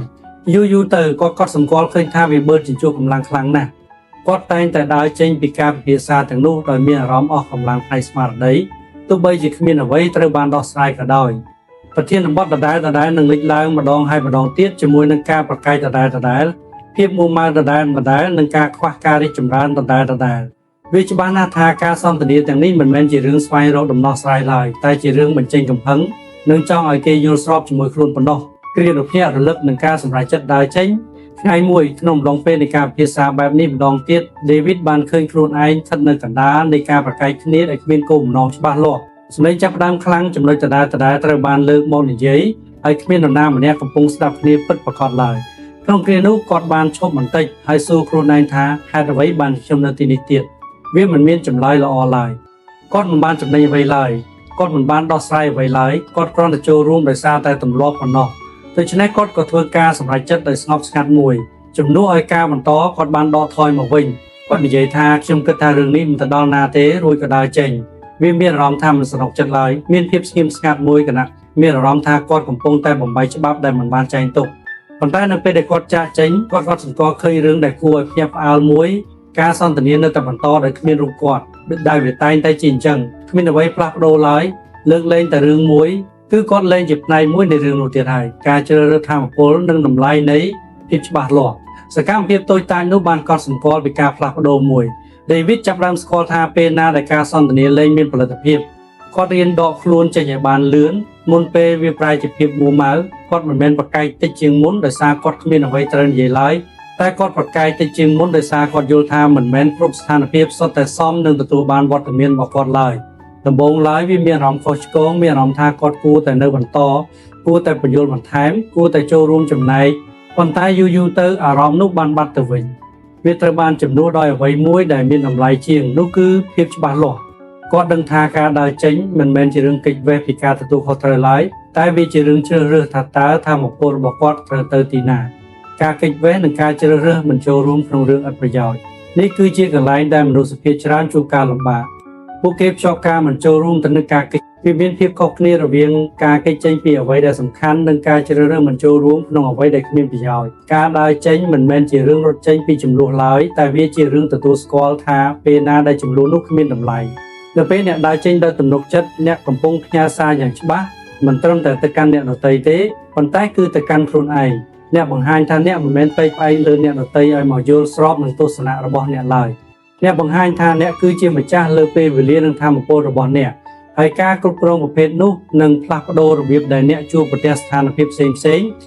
ក្តីសន្តានការដើរចេញដើម្បីជ្រើសរើសយកខ្លួនឯងនឹងតែងតែមានមនុស្សដែលចង់អូសទាញអ្នកឲ្យចូលក្នុងកិច្ចពិភាក្សាការដេញដោលនិងការប្រកែកគ្នាមនុស្សខ្លះនឹងធ្វើវាដោយដឹងខ្លួនខ្លះទៀតមិនដឹងខ្លួនប៉ុន្តែអ្នកមិនចាំបាច់ទទួលយកគ្រប់ការអញ្ជើញឡើយអ្នកអាចស្ដាប់សង្កេតហើយជ្រើសរើសការឆ្លើយតបរបស់អ្នកហើយជួនកាលការឆ្លើយតបដែលល្អបំផុតគឺការចាកចេញគន្លឹះសំខាន់គឺរបៀបដែលអ្នកធ្វើវាប្រសិនបើអ្នកដើរចេញដោយភាពមួម៉ៅ វានឹងនៅតែមានឥទ្ធិពលលើអ្នកប្រសិនបើអ្នកដើរចេញដោយអារម្មណ៍ថាចាញ់វានឹងនៅតែស្ថិតក្នុងចិត្តរបស់អ្នកប៉ុន្តែប្រសិនបើអ្នកដើរចេញដោយភាពច្បាស់លាស់ដោយដឹងថាស្ថានភាពនោះមិនសមនឹងចំណាយថាមពលរបស់អ្នកវានឹងក្លាយជាសេរីភាពវាមិនមានអារម្មណ៍ខុសឆ្គងឡើយគឺមានតែការគ្រប់គ្រងប៉ុណ្ណោះអ្នកមិនចាំបាច់ឈ្នះរាល់ការសន្ទនាឡើយអ្នកមិនចាំបាច់បញ្ចប់រាល់ការប្រកែកឡើយហើយអ្នកមិនចាំបាច់ឲ្យគ្រប់គ្នាត្រូវតែយល់ពីអ្នកឡើយអ្វីដែលអ្នកត្រូវការគឺសមត្ថភាពក្នុងការស្គាល់ថាពេលណាដែលអ្វីមួយលែងផ្ដល់ប្រយោជន៍ឲ្យអ្នកទៀតហើយនិងកម្លាំងក្នុងការដើរចេញដោយគ្មានការស្ទាក់ស្ទើរពីព្រោះនៅទីបញ្ចប់ការដើរចេញមិនមែនជារឿងចាញ់ឡើយតែវាជារឿងជ្រើសរើសយកខ្លួនឯងហើយនៅពេលអ្នកអាចធ្វើបែបនោះបានដោយគ្មានអារម្មណ៍ខុសអ្នកនឹងទទួលបានអ្វីមួយដែលមានតម្លៃជាងអ្វីៗទាំងអស់ដែលការប្រកែកអាចផ្ដល់ឲ្យអ្នកបាននោះគឺសន្តិភាពរបស់អ្នកជំពូកទី9កសាងភាពស៊ាំផ្លូវអារម្មណ៍វគ្គទី1អត្ថន័យពិតនៃភាពស៊ាំផ្លូវអារម្មណ៍ភាពស៊ាំផ្លូវអារម្មណ៍មិនមែនជារឿងខ្លាចជាមនុស្សប្រងើយកន្តើយឡើយតែវាជារឿងខ្លាចជាមនុស្សនឹងណវាគឺជាសមត្ថភាពក្នុងការរក្សាភាពមិនរវាយរវល់និងសម្លេងរំខានការរិះគន់និងការឌឺដងដែលនៅជុំវិញខ្លួនអ្នកដូចគ្នានឹងរាងកាយរបស់អ្នកដែលបង្កើតភាពស៊ាំតាមរយៈការប្រឈមនឹងភាពតានតឹងនិងរៀនពីរបៀបដោះស្រាយវាចិត្តរបស់អ្នកក៏អាចកសាងកម្លាំងបែបនេះបានដែរប៉ុន្តែមនុស្សភាគច្រើនមិនដែលកសាងសមត្ថភាពនេះឡើយផ្ទុយទៅវិញពួកគេមានប្រតិកម្មចំពោះគ្រប់យ៉ាងរាល់មតិយោបល់រាល់ទស្សនៈរាល់ការប្រស្រ័យទាក់ទងអវិជ្ជមានសត្វតែរកផ្លូវចូលទៅក្នុងចិត្តរបស់ពួកគេនិងមករំខានដល់សន្តិភាពរបស់ពួកគេវគ្គទី2តើអ្នកណាជាម្ចាស់លើចិត្តរបស់អ្នកបញ្ហាមិនមែនស្ថិតនៅលើការដែលមានស្ថានភាពពិបាកកើតឡើងនោះទេបញ្ហាគឺត្រង់ថាពួកវាជះឥទ្ធិពលលើអ្នកងាយពេកប្រសិនបើនរណាម្នាក់រិះគន់អ្នកហើយវាធ្វើឲ្យថ្ងៃរបស់អ្នកខូចបង់នោះមានន័យថាអ្នកបានផ្ដល់ការគ្រប់គ្រងឲ្យពួកគេហើយប្រសិនបើមតិយោបល់តូចតាចមួយដែលជាប់ក្នុងចិត្តរបស់អ្នករាប់ម៉ោងគិតចុះគិតឡើងម្ដងហើយម្ដងទៀតនោះមានន័យថាអ្នកមិនមែនជាម្ចាស់លើគំនិតខ្លួនឯងឡើយភាពស៊ាំផ្លូវអារម្មណ៍នឹងផ្លាស់ប្ដូររឿងនេះវាបង្កើតជាស្រទាប់នៃស្ថិរភាពដែលការពារអ្នកពីការត្រូវបានគេធ្វើឲ្យរង្គោះរង្គើបានដោយងាយនេះមិនមែនមានន័យថាអ្នកឈប់មានអារម្មណ៍ឡើយអ្នកនឹងនៅតែមានអារម្មណ៍មួម៉ៅខកចិត្តឬសូម្បីតែខឹងក្នុងគ្រាខ្លះប៉ុន្តែអារម្មណ៍ទាំងនោះលែងគ្រប់គ្រងសកម្មភាពរបស់អ្នកទៀតហើយពួកវាគ្រាន់តែហូរកាត់អ្នកជំនួសឲ្យការនៅជាប់ជាមួយអ្នក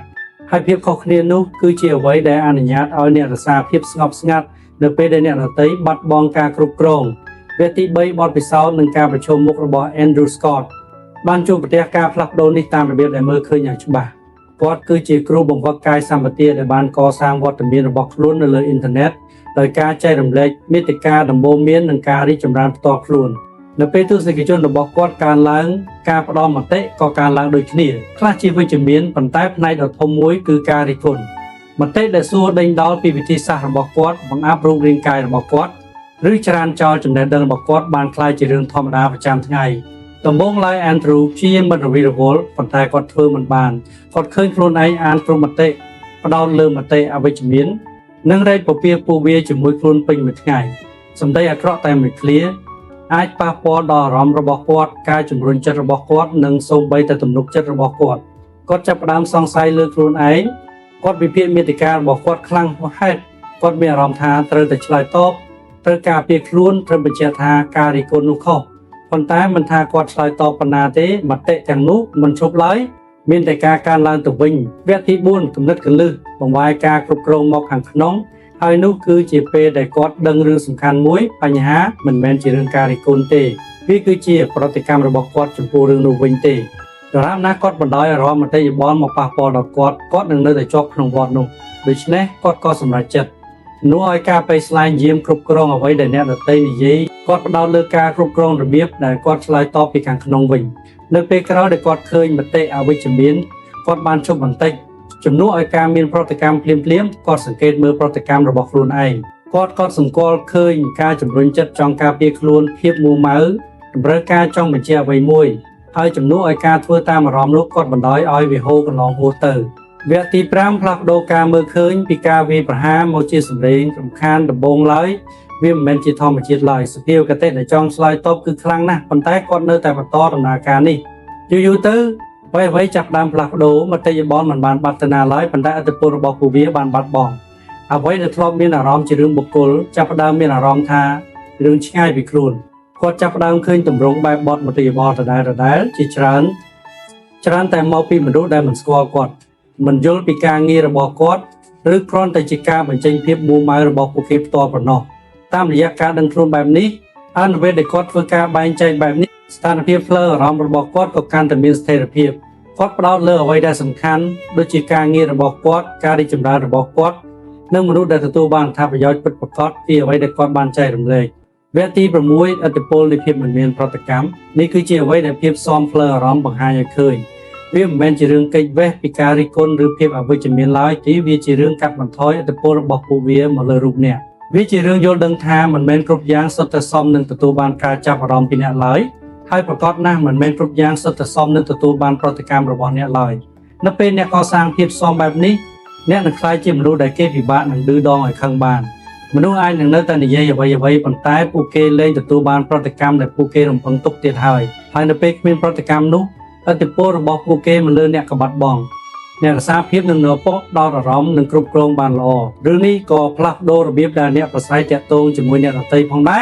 អ្នកកាន់តែមិនសូវមានប្រតិកម្មតាមអារម្មណ៍តែមានការគិតគូរជាមុនអ្នកស្ដាប់ដោយមិនបញ្ញាបង្កើតការការពារខ្លួនអ្នកឆ្លើយតបដោយមិនចាំបាច់រែកពពាអារម្មណ៍ដែលមិនចាំបាច់ហើយតាមរយៈការធ្វើបែបនេះអ្នកបង្កើតវត្តមានខុសប្លែកពីមុនវត្តមានដែលស្ងប់ស្ងាត់រឹងមាំនិងពិបាកនឹងរំខានវគ្គទី7សេចក្តីសន្និដ្ឋានអំណាចពិតស្ថិតនៅលើការឆ្លើយតបការអភិវឌ្ឍភាពសមផ្លូវអារម្មណ៍ត្រូវការពេលវេលាវាតម្រូវឲ្យមានការដឹងខ្លួនវិន័យនិងការស្ម័គ្រចិត្តបោះបង់ចោលនៅតម្រូវការចង់មានប្រតិកម្មអ្នកនឹងមិនធ្វើវាបានត្រឹមត្រូវរាល់ពេលឡើយនឹងមានគ្រាដែលរឿងអ្វីមួយប៉ះពាល់ដល់អ្នកលើសពីអ្វីដែលវាគួរតែប៉ះពាល់ប៉ុន្តែរាល់ពេលដែលអ្នកជ្រើសរើសមិនមានប្រតិកម្មអ្នកកំពុងពង្រឹងភាពសមនោះនៅពេលក្រោយដែលអ្នកជួបប្រទះការរិះគន់ឬភាពអវិជ្ជមានចូលកត់សម្គាល់ប្រតិកម្មរបស់អ្នកមិនមែនកត់សម្គាល់ស្ថានភាពនោះទេតែគឺកត់សម្គាល់ការឆ្លើយតបរបស់អ្នកចំពោះវាវិញនោះហើយគឺជាកន្លែងដែលអំណាចរបស់អ្នករស់នៅពីព្រោះនៅពេលអ្នករៀនគ្រប់គ្រងរឿងនោះបានអ្វីៗផ្សេងទៀតនឹងកាន់តែងាយស្រួលនៅទីបញ្ចប់ភាពសមផ្លូវអារម្មណ៍មិនមែនជារឿងគ្រប់គ្រងពិភពលោកជុំវិញខ្លួនអ្នកឡើយតែវាជារឿងគ្រប់គ្រងថាតើអ្នកបណ្ដោយឲ្យវាប៉ះពាល់ដល់អ្នកប៉ុណ្ណាហើយនៅពេលអ្នកឈានដល់ចំណុចនោះអ្នកនឹងដើរកាត់ស្ថានភាពផ្សេងៗដោយសេចក្តីស្ងប់ដែលមនុស្សភាគច្រើនមិនដែលបានជួបប្រទះអ្នកឈប់ត្រូវបានគេធ្វើឲ្យរង្គោះរង្គើបានដោយងាយហើយអ្នកចាប់ផ្ដើមក្លាយជាមនុស្សដែលរក្សាភាពនឹងណូទោះបីជាមានអ្វីកើតឡើងក៏ដោយចំពោះទី10រក្សាភាពស្ងប់ស្ងាត់នៅពេលអ្នកដទៃបាត់បង់ការគ្រប់គ្រងភាពស្ងប់ស្ងាត់មិនមែនជារឿងដែលមនុស្សកត់សម្គាល់ភ្លាមៗឡើយប៉ុន្តែវាជារឿងដែលពួកគេអាចមានអារម្មណ៍ដឹងក្នុងស្ថានភាពតានតឹងណាមួយអារម្មណ៍ច្រើនតែកើនឡើងយ៉ាងលឿនសម្លេងកាន់តែខ្លាំងប្រតិកម្មកាន់តែលឿនហើយការគ្រប់គ្រងចាប់ផ្ដើមរបូតមនុស្សភាគច្រើនត្រូវបានគេអូសទាញចូលទៅក្នុងធម៌ពលនេះដោយមិនដឹងខ្លួនពួកគេឆ្លើយតបតាមទឹកដមសម្លេងរបស់គេធ្វើត្រាប់តាមភាពខ្លាំងរបស់គេហើយមុនពេលពួកគេដឹងខ្លួនពួកគេក៏មានប្រតិកម្មតាមអារម្មណ៍ខ្លាំងដោយមនុស្សដែលនៅចំពោះមុខពួកគេដែរប៉ុន្តែមានវិធីមួយផ្សេងទៀតដើម្បីឆ្លើយតបវិធីមួយដែលមិនដើរតាមភាពវឹកវរតែបែរជាហោះហើរខ្ពស់ជារឿងទាំងនោះដោយស្ងប់ស្ងាត់នៅពេលអ្នករក្សាភាពស្ងប់ស្ងាត់ខណៈពេលដែលអ្នកដទៃបាត់បង់ការគ្រប់គ្រងអ្នកនឹងផ្លាស់ប្ដូរធម៌ពលទាំងមូលនៃស្ថានភាពនោះវាក្លាយជាចំណុចដ៏នឹងណនៅក្នុងគណៈនៃភាពមិននឹងណហើយភាពនឹងណនោះមានឥទ្ធិពលវាធ្វើឲ្យអ្វីៗយឺតចុះវាបង្កើតជាភាពខុសគ្នាដ៏ច្បាស់លាស់វាធ្វើឲ្យអ្នកម្ខាងទៀតដឹងខ្លួនទោះបីជាត្រឹមតែក្នុងកម្រិតក្រោមមនសិការក៏ដោយថាពួកគេកំពុងបាត់បង់តុល្យភាពហើយជាញឹកញាប់ការដឹងខ្លួននោះឯងចាប់ដើមផ្លាស់ប្ដូរអាកប្បកិរិយារបស់ពួកគេមនុស្សពេលច្រើនសន្មតថាភាពស្ងប់ស្ងាត់មានន័យថាមិនធ្វើអ្វីសោះមិននិយាយអ្វីសោះឬគេចវេះពីការប្រឈមមុខប៉ុន្តែវាមិនមែនជាភាពស្ងប់ស្ងាត់ពិតប្រាកដឡើយភាពស្ងប់ស្ងាត់គឺជាសកម្មភាពវាត្រូវបានគ្រប់គ្រងវាគឺជាសមត្ថភាពក្នុងការរក្សាភាពម្ចាស់ការលើខ្លួនឯងខណៈពេលដែលអ្នកនៅស្ថិតក្នុងវត្តមាននៅទីនោះនៅតែស្ដាប់និងនៅតែឆ្លើយតបប៉ុន្តែដោយមិនបណ្ដោយឲ្យអារម្មណ៍ចូលមកដឹកមុខវាមិនមែនជារឿងសង្កត់សង្កិនអ្វីដែលអ្នកមានអារម្មណ៍ឡើយតែវាជារឿងមិនបណ្ដោយឲ្យអ្វីដែលអ្នកមានអារម្មណ៍មកបញ្ជាសកម្មភាពរបស់អ្នកឡើយ Matthew Reed បានរៀនពីរឿងនេះនៅក្នុងបរិស្ថានដែលមានសម្ពាធខ្ពស់ដែលការបាត់បង់ការគ្រប់គ្រងជារឿងងាយស្រួលនិងស្ទើរតែត្រូវបានគេរំពឹងទុកទៅហើយគាត់ធ្វើការជាអ្នកគ្រប់គ្រងគម្រោងដែលទទួលខុសត្រូវដឹកនាំក្រុមការងារឆ្លងកាត់ការបរិច្ឆេទកំណត់ដ៏តឹងតែងការផ្លាស់ប្ដូរឥតឈប់ឈរនិងការមិនយល់ស្របគ្នាដែលកើតឡើងញឹកញាប់សម្ពាធគឺមានជានិច្ចអតិថិជនទាមទារលទ្ធផលលឿនសមាជិកក្រុមជួបប្រទះភាពតានតឹងហើយបញ្ហាតូចតាចអាចប្រែទៅជាចំនួនធំបានយ៉ាងលឿននៅដំណាក់កាលដំបូង Matthew មានប្រតិកម្មដោយមនុស្សទូទៅដែរនៅពេលការបរិច្ឆេទកំណត់ត្រូវបានរំលងគាត់មានអារម្មណ៍មួម៉ៅនៅពេលសមាជិកក្រុមធ្វើកំហុសទឹកដមសម្លេងរបស់គាត់ប្រែជាមុតស្រួចនៅពេលចំនួនកើតឡើង គាត់មានអារម្មណ៍ថាត្រូវតែបញ្ជាក់ពីអំណាចគ្រប់គ្រងឲ្យបានលឿនច្រើនតែតាមរយៈការប្រស្រ័យទាក់ទងដែលបង្ខំនឹងខ្លាំងៗគាត់ជឿថារឿងនេះចាំបាច់ដើម្បីរក្សារបៀបរៀបរយប៉ុន្តែយូរៗទៅគាត់ក៏សម្គាល់ឃើញឥទ្ធិពលនៃវិធីសាស្ត្ររបស់គាត់ជំនួសឲ្យការកែលម្អលទ្ធផលការងារវាកាន់តែបង្កើតភាពតានតឹងសមាជិកក្រុមចាប់ផ្ដើមកាន់តែការពារខ្លួនការប្រស្រ័យទាក់ទងកាន់តែតឹងតែងបញ្ហាមិនត្រូវបានដោះស្រាយលឿនជាងមុនទេតែវាគ្រាន់តែត្រូវបានដោះស្រាយជាមួយនឹងភាពតានតឹងកាន់តែខ្លាំងប៉ុណ្ណោះហើយអ្វីដែលសំខាន់បំផុតគឺ Matthew ខ្លួនឯងមានអារម្មណ៍អស់កម្លាំងជានិច្ចថ្ងៃមួយក្នុងអំឡុងពេលគម្រោងដែលតានតឹងបំផុតស្ថានភាពមួយបានកើនកម្ដៅយ៉ាងលឿនសមាជិកក្រុមម្នាក់បានធ្វើកំហុសដែលនាំឲ្យមានការយឺតយ៉ាវហើយភាពមួម៉ៅបានរីករាលដាលពេញក្រុមសម្លេងចាប់ផ្ដើមខ្លាំងការទម្លាក់កំហុសដាក់គ្នាទៅវិញទៅមកបានកើតឡើងហើយបរិយាកាសកាន់តែតានតឹង Matthew មានអារម្មណ៍ថាមានការជំរុញចិត្តពីភាពមួម៉ៅដែលគាត់ធ្លាប់មានការចង់ស្ទុះចូលទៅគ្រប់គ្រងតាមរយៈសម្ដីខ្លាំងៗគឺខ្ពស់ណាស់ប៉ុន្តែក្នុងគ្រានោះគាត់បានឈប់បន្តិចជំនួសឲ្យការមានប្រតិកម្មភ្លាមៗគាត់បានដកដង្ហើមវែងមួយគាត់បណ្ដោយឲ្យភាពតានតឹងនោះរងចាំត្រឹមទី3វិនាទីបន្ទាប់មកក្នុងទឹកដមសម្លេងដ៏ស្ងប់ស្ងាត់និងនឹងនរគាត់បានលើកយកស្ថានភាពនោះមកនិយាយគាត់ទទួលស្គាល់បញ្ហាដោយមិនមានការទម្លាក់កំហុសដល់នរណាឡើយគាត់ផ្ដោតលើអ្វីដែលត្រូវធ្វើបន្ទាប់ជំនួសឲ្យការផ្ដោតលើអ្វីដែលបានខុសរួចទៅហើយសម្លេងរបស់គាត់នៅតែស្មើមើងម៉ាត់ប៉ុន្តែមិនបង្ខំឥទ្ធិពលបានកើតឡើងភ្លាមកម្ដៅនៅក្នុងបន្ទប់ចាប់ដើមថយចុះមនុស្សជុំនិយាយកាត់គ្នាការផ្ដោតអារម្មណ៍បានបដូរពីភាពមួម៉ៅទៅរកដំណោះស្រាយវិញហើយដោយមិនបាច់លើកសម្លេងឬប្រើអំណាចបង្ខំ Matthew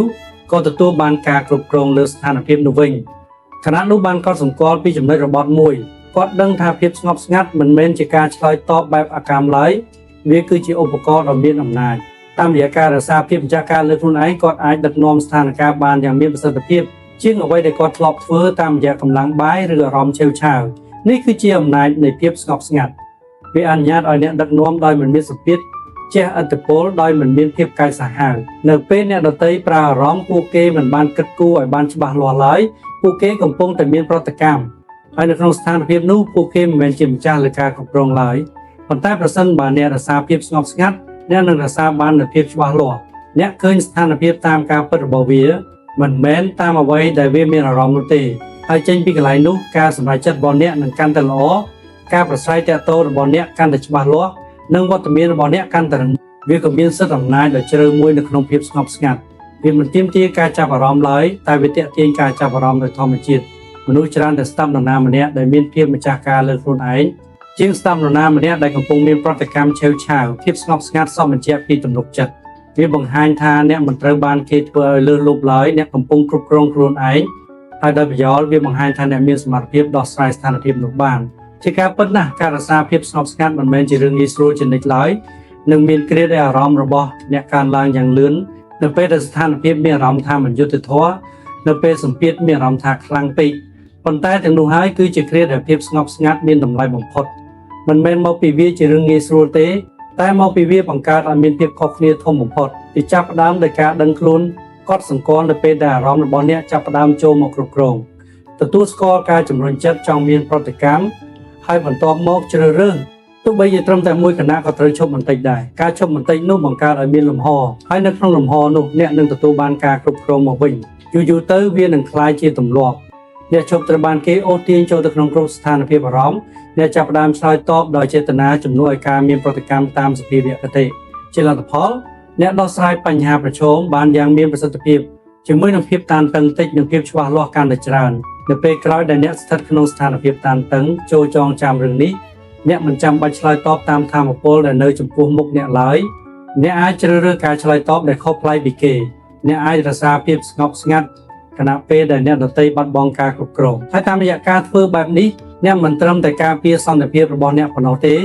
េអ្នកថែមទាំងជះឥទ្ធិពលលើលទ្ធផលតាមរបៀបដែលមនុស្សតិចតួចអាចធ្វើបានព្រោះកម្លាំងពិតប្រាកដមិនមែនបង្ហាញតាមរយៈរបៀបដែលអ្នកមានប្រតិកម្មខ្លាំងប៉ុណ្ណាឡើយតែវាបង្ហាញតាមរយៈរបៀបដែលអ្នករក្សាភាពស្ងប់ស្ងាត់នៅពេលដែលគ្រប់យ៉ាងនៅជុំវិញអ្នកចាប់ផ្ដើមបាត់បង់តុល្យភាពទំពុកទី11កំណត់ព្រំដែនដោយមិនបាច់ដោះសារឲ្យខ្លួនឯងព្រំដែនឬ boundaries មិនមែនជារឿងដែលអ្នកត្រូវបញ្យល់ឡើយតែវាជារឿងដែលអ្នកត្រូវអនុវត្តក្នុងជីវិតប៉ុន្តែក៏មានមនុស្សភាគច្រើនជួបការលំបាកក្នុងរឿងនេះពួកគេមានអារម្មណ៍ថាត្រូវតែដោះសារឲ្យរាល់ការសម្រេចចិត្តធ្វើឲ្យរាល់ការបដិសេធមានភាពទន់ភ្លន់ នឹងត្រូវប្រកាសថាគ្រប់គ្នាស្វែងយល់ពីហេតុផលរបស់ពួកគេនិយាយថាយល់ព្រមនៅពេលដែលក្នុងចិត្តចង់និយាយថាទេមិនមែនមកពីពួកគេយល់ស្របទេតែមកពីពួកគេចង់គេចចេញពីភាពមិនសំណុកចិត្តហើយតាមរយៈការធ្វើបែបនេះពួកគេសន្សំបោះបង់ការគ្រប់គ្រងលើពេលវេលាតាមអពលនិងសន្តិភាពរបស់ពួកគេការពិតគឺថារាល់ពេលដែលអ្នកបញ្យល់ពីព្រំដែនរបស់អ្នកខ្លាំងពេកអ្នកកំពុងតែធ្វើឲ្យវាចុះខ្សោយមិនមែនមកពីហេតុផលរបស់អ្នកខុសឡើយតែមកពីអ្នកកំពុងផ្ញើសញ្ញានៃភាពមិនច្បាស់លាស់អ្នកធ្វើឲ្យវាហាក់ដូចជាការបរិចិត្តរបស់អ្នកគឺជាអ្វីដែលគេអាចពិភាក្សាដេញដោលបានហើយនៅពេលមនុស្សដឹងពីរឿងនោះពួកគេនឹងរុញច្រានពួកគេសួរដេញដោលពពលជាយាមចរចាអ្វីដែលគួរតែជាព្រំដែនដ៏ច្បាស់លាស់និងសាមញ្ញបែរជាខ្លាយជាការសន្ទនាដ៏វែងឆ្ងាយដែលពោរពេញដោយសម្ពាធនិងការស្ទាក់ស្ទើរការកំណត់ព្រំដែនដោយមិនបាច់ដោះសារត្រូវការផ្លាស់ប្ដូរផ្នត់គំនិតអ្នកត្រូវតែយល់ថាពេលវេលានិងធម៌ពលរបស់អ្នកមិនមែនជាធនធានសាធារណៈឡើយអ្នកមិនត្រូវការអនុញ្ញាតដើម្បីការពារពួកវាឡើយអ្នកមិនត្រូវការយល់ព្រមដើម្បីសម្រេចចិត្តថាអ្វីដែលអ្នកនឹងទទួលយកឬមិនទទួលយកឡើយហើយសំខាន់បំផុតគឺអ្នកមិនចាំបាច់ធ្វើឲ្យគ្រប់គ្នាសនុកចិត្តជាមួយនឹងការសម្រេចចិត្តរបស់អ្នកឡើយ Brandon Lewis ធ្លាប់ជួបការលំបាកក្នុងរឿងនេះខ្លាំងជាងអ្វីដែលគាត់បានគិតគាត់ធ្វើការជាអ្នកប្រឹក្សាយោបល់ដែលត្រូវគ្រប់គ្រងអតិថិជនច្រើនក្នុងពេលតែមួយការងាររបស់គាត់តម្រូវឲ្យមានការប្រស្រ័យទាក់ទងភាពបត់បែននិងការឆ្លើយតបលឿននៅដើមដំបូងគាត់មានមោទនភាពចំពោះការដែលខ្លួនតែងតែទំនេរសម្រាប់គេជានិច្ចគាត់ឆ្លើយតបលឿនទទួលយកសំណើបន្ថែមនិងកែសម្រួលការវិភាគរបស់គាត់ព្រោះពេលដែលគេត្រូវការអតិថិជនពេញចិត្តនឹងការលះបង់របស់គាត់ហើយរឿងនោះបានពង្រឹងអាកប្បកិរិយារបស់គាត់ប៉ុន្តែយូរទៅការទាមទារកាន់តែច្រើនឡើងអតិថិជនចាប់ផ្ដើមរំពឹងចង់បានការឆ្លើយតបភ្លាមៗសូម្បីតែនៅក្រៅម៉ោងធ្វើការសំណើកាន់តែញឹកញាប់កាន់តែបន្ទាន់និងច្រើនតែមិនសមហេតុផល Brandon ឃើញខ្លួនឯងធ្វើការដល់យប់ជ្រៅលះបង់ពេលវេលាផ្ទាល់ខ្លួននិងមានអារម្មណ៍ថាធ្វើការមិនដែលទាន់គេឡើយទោះបីជាមានសម្ពាធបែបនេះក៏ដោយគាត់នៅតែពិបាកនឹងនិយាយថាទេនៅពេលអតិថិជនសុំអ្វីបន្ថែមគាត់យល់ព្រមទោះបីជាវាធ្វើឲ្យការវិភាគរបស់គាត់រញ៉េរញ៉ៃក៏ដោយនៅពេលគាត់ត្រូវការពេលវេលាដើម្បីផ្ដោតអារម្មណ៍គាត់នៅតែឆ្លើយតបសារហើយនៅពេលគាត់មានអារម្មណ៍ថាលើសលប់គាត់ព្យាយាមពន្យល់ពីស្ថានភាពរបស់គាត់ដោយសង្ខេបថាអ្នកដទៃនឹងយល់ប៉ុន្តែជំនួសឲ្យការកាត់បន្ថយសម្ពាធវាកាន់តែមានឥទ្ធិពលផ្ទុយទៅវិញកាលណាគាត់កាន់តែពន្យល់វាកាន់តែហាក់ដូចជាព្រំដែនរបស់គាត់អាចបត់បែនបានចំណុចរបស់បានមកដល់បន្ទាប់ពីសប្តាហ៍ដ៏អស់កម្លាំងបំផុតមួយ Brandon ដឹងថាគាត់មិនត្រូវបានគេគោរពតាមរបៀបដែលគាត់ចង់បានមិនមែនមកពីអ្នកដទៃមានចេតនាចង់កេងចំណេញពីគាត់ឡើយតែមកពីគាត់មិនដែលបានកំណត់ព្រំដែនរបស់ខ្លួនឲ្យច្បាស់លាស់តាំងពីដំបូងគាត់បានព្យាយាមគ្រប់គ្រងការរំពឹងទុកតាមរយៈការបញ្យល់ជំនួសឲ្យការកំណត់ព្រំដែនឲ្យច្បាស់លាស់ដូច្នេះគាត់ក៏ប្ដូរវិធីសាស្ត្រនៅពេលក្រោយដែលមានអតិថិជនសុំអ្វីដែលមិនសមហេតុផលជំនួសឲ្យការបញ្យល់ថាហេតុអ្វីបានជាវាមិនស្រួលគាត់ឆ្លើយតបយ៉ាងខ្លីនិងត្រង់ទៅត្រង់មកគាត់និយាយថាខ្ញុំមិនអាចទទួលធ្វើរឿងនេះបានទេនៅពេលនេះខ្ញុំអាចដាក់ការវិភាគវាសម្រាប់សប្តាហ៍ក្រោយមានការបញ្យល់វែងឆ្ងាយគ្មានការដោះសារដ៏លម្អិតគឺគ្រាន់តែជាការអះអាងដ៏ច្បាស់លាស់មួយដំបូងឡើយវាមានអារម្មណ៍ថាមិនស្នុកចិត្តឡើយពីការភ័យខ្លាចថាអតិថិជនអាចនឹងមានប្រតិកម្មអវិជ្ជមានខ្លាចថាគាត់អាចនឹងបាត់បង់ទំនាក់ទំនងប៉ុន្តែរឿងដែលមិននឹកស្មានដល់បានកើតឡើងអតិថិជនបានទទួលយកវាគ្មានការប្រកែកមានការរុញច្រានមកវិញហើយនៅក្នុងគណៈនោះ Brandon ដឹងថាភាពតានតឹងដែលគាត់មានពីមុនមកច្រើនតែមកពីការស្ទាក់ស្ទើររបស់ខ្លួនឯងប៉ុណ្ណោះមិនមែនមកពីអ្នកដទៃឡើយនៅពេលដែលគាត់បន្តកំណត់ព្រំដែនតាមរបៀបនេះបទពិសោធន៍របស់គាត់ក៏ផ្លាស់ប្ដូរអតិថិជនបានកែសម្រួលខ្លួនការរំពឹងទុកកាន់តែច្បាស់លាស់ហើយសំខាន់បំផុតគឺគាត់ទទួលបានការគ្រប់គ្រងលើពេលវេលារបស់គាត់មកវិញមិនមែនមកពីមនុស្សជុំវិញខ្លួនផ្លាស់ប្ដូរទេតែមកពីគាត់ជាអ្នកផ្លាស់ប្ដូរនេះគឺជាអ្វីដែលកើតឡើងនៅពេលអ្នកជប់ដោះសារឲ្យព្រំដែនរបស់អ្នកបំបត្តិភាពមិនច្បាស់លាស់អ្នកប្រស្រ័យតាក់ទងបានច្បាស់លាស់ហើយនៅពេលដែលអ្វីមានភាពច្បាស់លាស់វាកាន់តែងាយស្រួលសម្រាប់អ្នកដទៃក្នុងការគោរពវាអ្នកលែងជាអ្នកសុំការយល់ដឹងទៀតហើយអ្នកគឺជាអ្នកបញ្ជាក់ពីជំហររបស់អ្នកនឹងមានគ្រាដែលមនុស្សសួរដេញដោលពីព្រំដែនរបស់អ្នកនោះជារឿងធម្មតាមិនមែនគ្រប់គ្នាសុទ្ធតែទទួលយកពួកវាភ្លាមឡើយជាពិសេសប្រសិនបើពួកគេធ្លាប់ជួបអ្នកក្នុងកំណែចាស់ពីមុនប៉ុន្តែវាមិនមែនមានន័យថាអ្នកត្រូវការបញ្យល់ឲ្យច្រើនជាងមុនឡើយវាមានន័យថាអ្នកត្រូវរក្សាភាពនឹងណឬ consistency ឲ្យបានខ្ជាប់ខ្ជួនភាពនឹងណគឺជាអ្វីដែលបដូរព្រំដែនឲ្យទៅជាស្តង់ដារបើសិនបើថ្ងៃនេះអ្នកនិយាយថាទេហើយថ្ងៃស្អែកអ្នកនិយាយថាយល់ព្រម នោះព្រំដែននឹងបាត់បង់អត្ថន័យរបស់វាប៉ុន្តែប្រសិនបើអ្នកនៅតែនឹង novel មនុស្សនឹងរៀនពីអ្វីដែលគេត្រូវរំពឹងទុកហើយយូរទៅការរំពឹងទុកនោះនឹងក្លាយជាការគោរពវាជារឿងសំខាន់ផងដែរដែលត្រូវយល់ថាការកំណត់ព្រំដែនអាចនឹងបង្កើតឲ្យមានភាពមិនសំណុកចិត្តទាំងសម្រាប់រូបអ្នកនិងសម្រាប់អ្នកដទៃប៉ុន្តែភាពមិនសំណុកចិត្តមិនមែនជាសញ្ញាថាអ្នកកំពុងធ្វើខុសឡើយតែវាជាសញ្ញាថាអ្នកកំពុងធ្វើអ្វីដែលខុសពីមុនហើយភាពខុសគ្នាដែលអ្នកចង់បានគឺចាំបាច់ណាស់ប្រសិនបើអ្នកចង់ផ្លាស់ប្ដូរបទពិសោធន៍របស់អ្នកមិនអាចមានសន្តិភាពបានឡើយប្រសិនបើគ្មានព្រំដែនហើយអ្នកមិនអាចមានព្រំដែនរឹងមាំបានឡើយប្រសិនបើអ្នកនៅតែព្យាយាមដោះស្រាយពួកវាជានិច្ចនៅចំណុចណាមួយអ្នកត្រូវតែទុកចិត្តលើការសម្រេចចិត្តរបស់ខ្លួនឯងអ្នកត្រូវតែទទួលយកថាមិនមែនគ្រប់គ្នាសុទ្ធតែយល់ស្របឡើយហើយការយល់ស្របក៏មិនមែនជារឿងចាំបាច់ដែរនៅពេលក្រោយដែលអ្នកមានអារម្មណ៍ថាត្រូវការបញ្យល់ពីខ្លួនឯងចូលឈប់បន្តិចសួរខ្លួនឯងថាតើការបញ្យល់នោះចាំបាច់ពិតប្រាកដមែនឬវាមកពីអារម្មណ៍មិនសំណុកចិត្តហើយបើសិនបើវាមកពីអារម្មណ៍មិនសំណុកចិត្តចូលសាកល្បងអ្វីដែលខុសពីមុននិយាយអ្វីដែលអ្នកត្រូវនិយាយច្បាស់លាស់និងស្ងប់ស្ងាត់រួចទុកវានៅទីនោះចោះពីព្រោះនៅទីបញ្ចប់ព្រំដែនមិនមែនជារឿងគ្រប់គ្រងអ្នកដទៃឡើយពួកវាជារឿងគ្រប់គ្រងខ្លួនឯងពេលវេលារបស់អ្នកធម៌ពលរបស់អ្នកនិងការផ្ដោតអារម្មណ៍របស់អ្នកហើយនៅពេលអ្នកកំណត់ពួកវាដោយមិនបាច់ដោះសារអ្នកនឹងបង្កើតលំហដែលអ្នកអាចធ្វើអ្វីៗបានដោយភាពច្បាស់លាស់ទំនុកចិត្តនិងការគោរពចំពោះទី12ឈប់បញ្យល់ពីខ្លួនឯងដល់គ្រប់គ្នាការជំរុញចិត្តចង់បញ្យល់ពីខ្លួនឯងកើតចេញពីកន្លែងសាមញ្ញមួយនោះគឺបំណងប្រាថ្នាចង់ឲ្យគេយល់ពីយើងអ្នកចង់ឲ្យមនុស្សឃើញចេតនារបស់អ្នកឲ្យបានច្បាស់លាស់ទូស្គាល់ហេតុផលរបស់អ្នកនិងយល់ស្របជាមួយនឹងជំរឿនរបស់អ្នកមើលទៅលើផ្ទៃខាងលើវាក៏សមហេតុផលដែរការប្រស្រ័យទាក់ទងជារឿងសំខាន់ភាពច្បាស់លាស់ជារឿងសំខាន់ប៉ុន្តែនៅពេលតម្រូវការចង់បញ្យល់ខ្លាចជាការងារដែលត្រូវធ្វើជានិច្ចវានឹងប្រែទៅជារឿងផ្សេងវិញវាខ្លាចជាភាពពឹងផ្អែកដោយស្ងប់ស្ងាត់លើការយល់ព្រមពីអ្នកដទៃ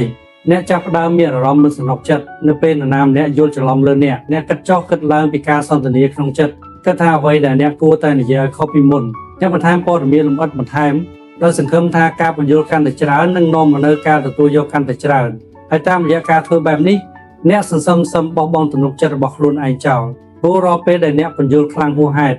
អ្នកកំពុងផ្ញើសញ្ញាថាការសម្រេចចិត្តរបស់អ្នកមិនពេញលេញដោយខ្លួនវាឡើយវាត្រូវការបញ្ជាក់ពីអ្នកដទៃការពិតគឺថាមិនមែនគ្រប់គ្នាសុទ្ធតែនឹងយល់ពីអ្នកឡើយហើយសំខាន់បំផុតនោះគឺមិនមែនគ្រប់គ្នាសុទ្ធតែត្រូវតែយល់ពីអ្នកឡើយមនុស្សខ្លះមិនមែនកំពុងស្ដាប់ដើម្បីស្វែងយល់ឡើយពួកគេកំពុងស្ដាប់ដើម្បីឆ្លើយតបដើម្បីកាត់សេចក្តីឬដើម្បីបញ្ជាក់ពីទស្សនៈរបស់ពួកគេផ្ទាល់ប៉ុណ្ណោះមានការបញ្យល់ប្រមាណដែលអាចផ្លាស់ប្ដូររឿងនោះបានឡើយហើយនៅពេលអ្នកបន្តបញ្យល់ពីខ្លួនឯងដល់មនុស្សដែលមិនបើកចិត្តចង់យល់នោះអ្នកកំពុងតែបឺតជញ្ជក់ធម៌ពលរបស់ខ្លួនឯងចោលតែប៉ុណ្ណោះហើយលើយ៉ាងបានធ្លាក់ចូលក្នុងទម្រង់បែបបទនេះនៅដើមអាជីពរបស់គ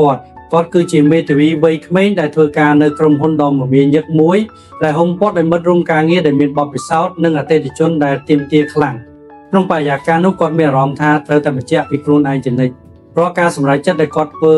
ព្រោះការផ្ដល់យោបល់ដែលគាត់ផ្ដល់ឲ្យសុទ្ធតែមកជាមួយការបញ្យល់គាត់ចង់បង្ហាញថាគាត់បានគិតគូររឿងរ៉ាវបានសពជ្រុងជ្រោយថាគាត់មានសមត្ថភាពថាគាត់សមនឹងនៅទីនោះដំបូងឡើយវិធីសាស្ត្រនេះហាក់ដូចជាល្អគាត់ហ្មត់ចត់លម្អិតនិងប្រុងប្រយ័ត្នប៉ុន្តែយូរទ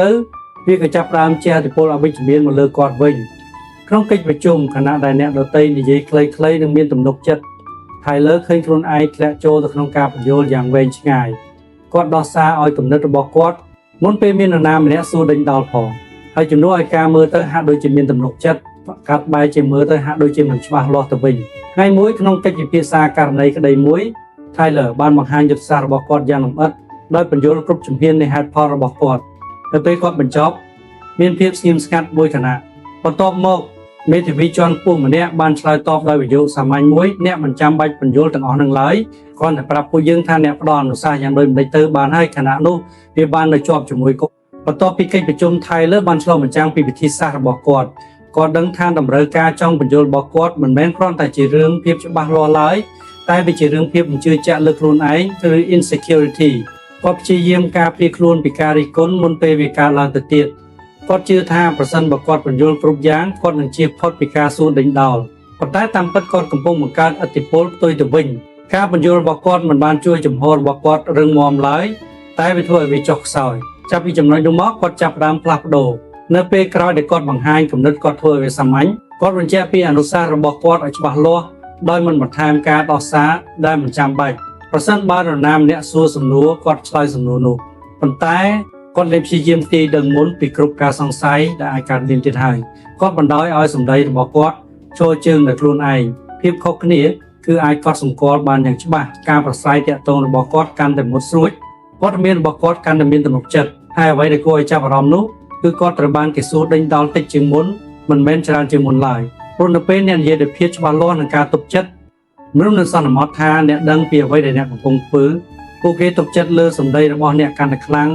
មិនមែនដោយសារអ្នកនិយាយច្រើនជាងមុនទេតែដោយសារអ្នកនិយាយបានគ្រប់គ្រាន់នេះគឺជាការផ្លាស់ប្ដូរដែលអ្នកត្រូវការអ្នកត្រូវតែយល់ថាការបញ្យល់គួរតែធ្វើឡើងដោយចេតនាមិនមែនជាស្វ័យប្រវត្តិឡើយវាមានភាពខុសគ្នារវាងការបញ្ជាក់ឲ្យច្បាស់ឬ clarifying និងការបញ្យល់ហួសហេតុឬ over explaining ការបញ្ជាក់ឲ្យច្បាស់បន្ថែមតម្លៃការបញ្យល់ហួសហេតុបន្ថែមសម្ដីរំខានហើយនៅពេលដែលមានសម្ដីរំខានច្រើនពេកសាររបស់អ្នកនឹងបាត់បង់កម្លាំងរបស់វាក៏មានកម្រិតដ៏ជ្រៅមួយទៀតចំពោះរឿងនេះនៅពេលអ្នកឈប់បញ្យល់ពីខ្លួនឯងជានិច្ចអ្នកចាប់ផ្ដើមទទួលយកថាការរឹតបានគេយល់ច្រឡំគឺជាផ្នែកមួយនៃជីវិតមិនមែនគ្រប់គ្នាសុទ្ធតែនឹងឃើញទស្សនៈរបស់អ្នកឡើយមិនមែនគ្រប់គ្នាសុទ្ធតែនឹងយល់ស្របជាមួយការសម្រេចចិត្តរបស់អ្នកឡើយហើយរឿងនោះគឺមិនអីឡើយអ្នកមិនត្រូវការយល់ស្របជាសកលដើម្បីដើរទៅមុខឡើយតាមពិតកាលណាអ្នកកាន់តែសំណុកចិត្តជាមួយនឹងការត្រូវបានគេយល់ច្រឡំអ្នកកាន់តែមានទំនុកចិត្តលើជំរឿសរបស់ខ្លួនឯងអ្នកជប់សម្លឹងទៅក្រៅដើម្បីរកការបញ្ជាក់ហើយចាប់ផ្ដើមពឹងផ្អែកលើការវិនិច្ឆ័យរបស់ខ្លួនឯងវិញហើយទំនុកចិត្តពីខាងក្នុងនោះហើយគឺជាអ្វីដែលអនុញ្ញាតឲ្យអ្នករក្សាភាពស្ងប់ស្ងាត់ទោះបីជាអ្នកដទៃសួរដេញដោលអ្នកក៏ដោយនេះមិនមែនមានន័យថាអ្នកមិនដែលបញ្យល់អ្វីទាំងអស់នោះទេនឹងមានស្ថានភាពដែលការបញ្យល់មានភាពចាំបាច់តែភាពច្បាស់លាស់ជារឿងសំខាន់ប៉ុន្តែគ្រាទាំងនោះគួរតែត្រូវបានជ្រើសរើសមិនមែនជាស្វ័យប្រវត្តិឡើយគុណបញ្យល់នៅពេលដែលវាផ្ដល់គោលបំណងមិនមែននៅពេលដែលវាផ្ដល់ភាពធូរស្រាលដល់អារម្មណ៍មិនសំណុកចិត្តរបស់អ្នកឡើយមកនៅពេលក្រោយដែលអ្នកមានអារម្មណ៍ចង់បន្ថែមសម្ដីដើម្បីដោះស្រាយការសម្រេចចិត្តរបស់អ្នកដើម្បីឲ្យប្រកាសថាគ្រប់គ្នាស្វែងយល់ចូលឈប់វិផ្លេតសួរខ្លួនឯងថាតើអ្វីដែលអ្នកបាននិយាយរួចមកហើយនោះវាគ្រប់គ្រាន់ហើយឬនៅហើយពេលច្រើនវានឹងគ្រប់គ្រាន់ហើយព្រោះទំនុកចិត្តមិនមែនបង្ហាញតាមរយៈរបៀបដែលអ្នកនិយាយច្រើនប៉ុណ្ណាឡើយតែវាបង្ហាញតាមរយៈរបៀបដែលអ្នកអាចនិយាយតិចដោយមានភាពសនុកចិត្តនៅពេលសម្ដីរបស់អ្នកច្បាស់លាស់ហើយវត្តមានរបស់អ្នកនឹងដកដអ្នកមិនចាំបាច់បញ្យល់ពីខ្លួនឯងដល់គ្រប់គ្នាឡើយអ្នកគ្រាន់តែបញ្ជាក់ពីចំហរបស់អ្នកហើយបន្តទៅមុខទៀតហើយនៅក្នុងភាពសាមញ្ញនោះអ្នកនឹងទទួលបានអ្វីមួយដែលមានអំណាចនោះគឺសមត្ថភាពក្នុងការឈរជើងលើការសម្រេចចិត្តរបស់ខ្លួនឯងចំពោះទី13ស្គាល់នឹងមិនរវីរវល់នឹងអន្ទាក់នៃការឌឺដងមិនមែនរាល់ការប្រកែកគ្នាសុទ្ធតែចាប់ផ្ដើមជាការមិនយល់ស្របគ្នានោះទេខ្លះចាប់ផ្ដើមជាការសាកល្បងជាមតិយោបល់ដែលបង្កប់នៃឌឺដងជាសម្ដីបញ្ឆិតបញ្ឈៀងឬជាទឹកដមសម្លេងដែលបង្កប់នៅចេតនាអាក្រក់ច្រើនជាងសម្ដីខ្លួនឯងទៅទៀតទាំងនេះមិនមែនជាការព្យាយាមប្រស្រ័យទាក់ទងជានិច្ចឡើយជាញឹកញាប់ពួកវាគឺជាការព្យាយាមឌឺដងដើម្បីចង់បានប្រតិកម្មដើម្បីអូសទាញអ្នកចូលទៅក្នុងលំហដែលអារម្មណ៍ចូលមកគ្រប់គ្រងនិងការគ្រប់គ្រងខ្លួនឯងត្រូវបាត់បង់ហាក់នៅគណៈដែលអ្នកមានប្រតិកម្មអន្ទាក់នោះក៏ត្រូវបានសម្រេចការឌឺដងឬ provocation មានប្រសិទ្ធភាពព្រោះវាដាក់គោលដៅលើអំណួតរបស់អ្នកវាប្រឈមនឹងអត្តសញ្ញាណរបស់អ្នកទំនុកចិត្តរបស់អ្នកឬអារម្មណ៍នៃការគោរពរបស់អ្នកវាធ្វើឲ្យអ្នកមានអារម្មណ៍ថាត្រូវការឆ្លើយតបត្រូវការពារត្រូវបញ្ជាក់អ្វីមួយហើយនៅពេលដែលអារម្មណ៍នោះចូលមកគ្រប់គ្រងអ្នកនឹងឈប់គិតឲ្យបានច្បាស់លាស់អ្នកឆ្លើយតបលឿនតាមអារម្មណ៍និងដោយគ្មានចេតនាច្បាស់លាស់អ្នកម្ខាងទៀតមិនថាគេដឹងខ្លួនឬមិនដឹងខ្លួនគេបានសម្រេចអ្វីដែលគេចង់បានហើយគឺគេបានគ្រប់គ្រងលើប្រតិកម្មរបស់អ្នកបញ្ហាមិនមែនស្ថិតនៅលើការដែលមានការឌឺដងកើតឡើងនោះទេបញ្ហាគឺត្រង់ថាតើវាត្រូវបានគេរំលងចោលដោយមិនចាប់អារម្មណ៍ញឹកញាប់ប៉ុណ្ណាមនុស្សជាច្រើនមិនដឹងខ្លួនឡើយនៅពេលដែលពួកគេត្រូវបានគេអូសទាញចូលក្នុងអន្ទាក់ទាំងនេះពួកគេគិតថាពួកគេគ្រាន់តែឆ្លើយតបទៅនឹងស្ថានភាពមួយប៉ុន្តែតាមពិតពួកគេកំពុងមានប្រតិកម្មចំពោះការជំរុញឲ្យខឹង trigger ប៉ុណ្ណោះហើយដោយសារតែការជំរុញនោះមានអារម្មណ៍ជារឿងបុគ្គលការឆ្លើយតបក៏មានអារម្មណ៍ថាជារឿងសមហេតុផល Nathan Cole បានជួបប្រទះរឿងនេះដដែលក្នុងអំឡុងពេលដែលគាត់នៅសាកលវិទ្យាល័យគាត់ជាមនុស្សផ្ដោតអារម្មណ៍មានវិន័យនិងហ្មត់ចត់នឹងការសិក្សាខ្លាំងប៉ុន្តែមិនមែនគ្រប់គ្នានៅជុំវិញគាត់សុទ្ធតែមានផ្នត់គំនិតបែបនេះឡើយ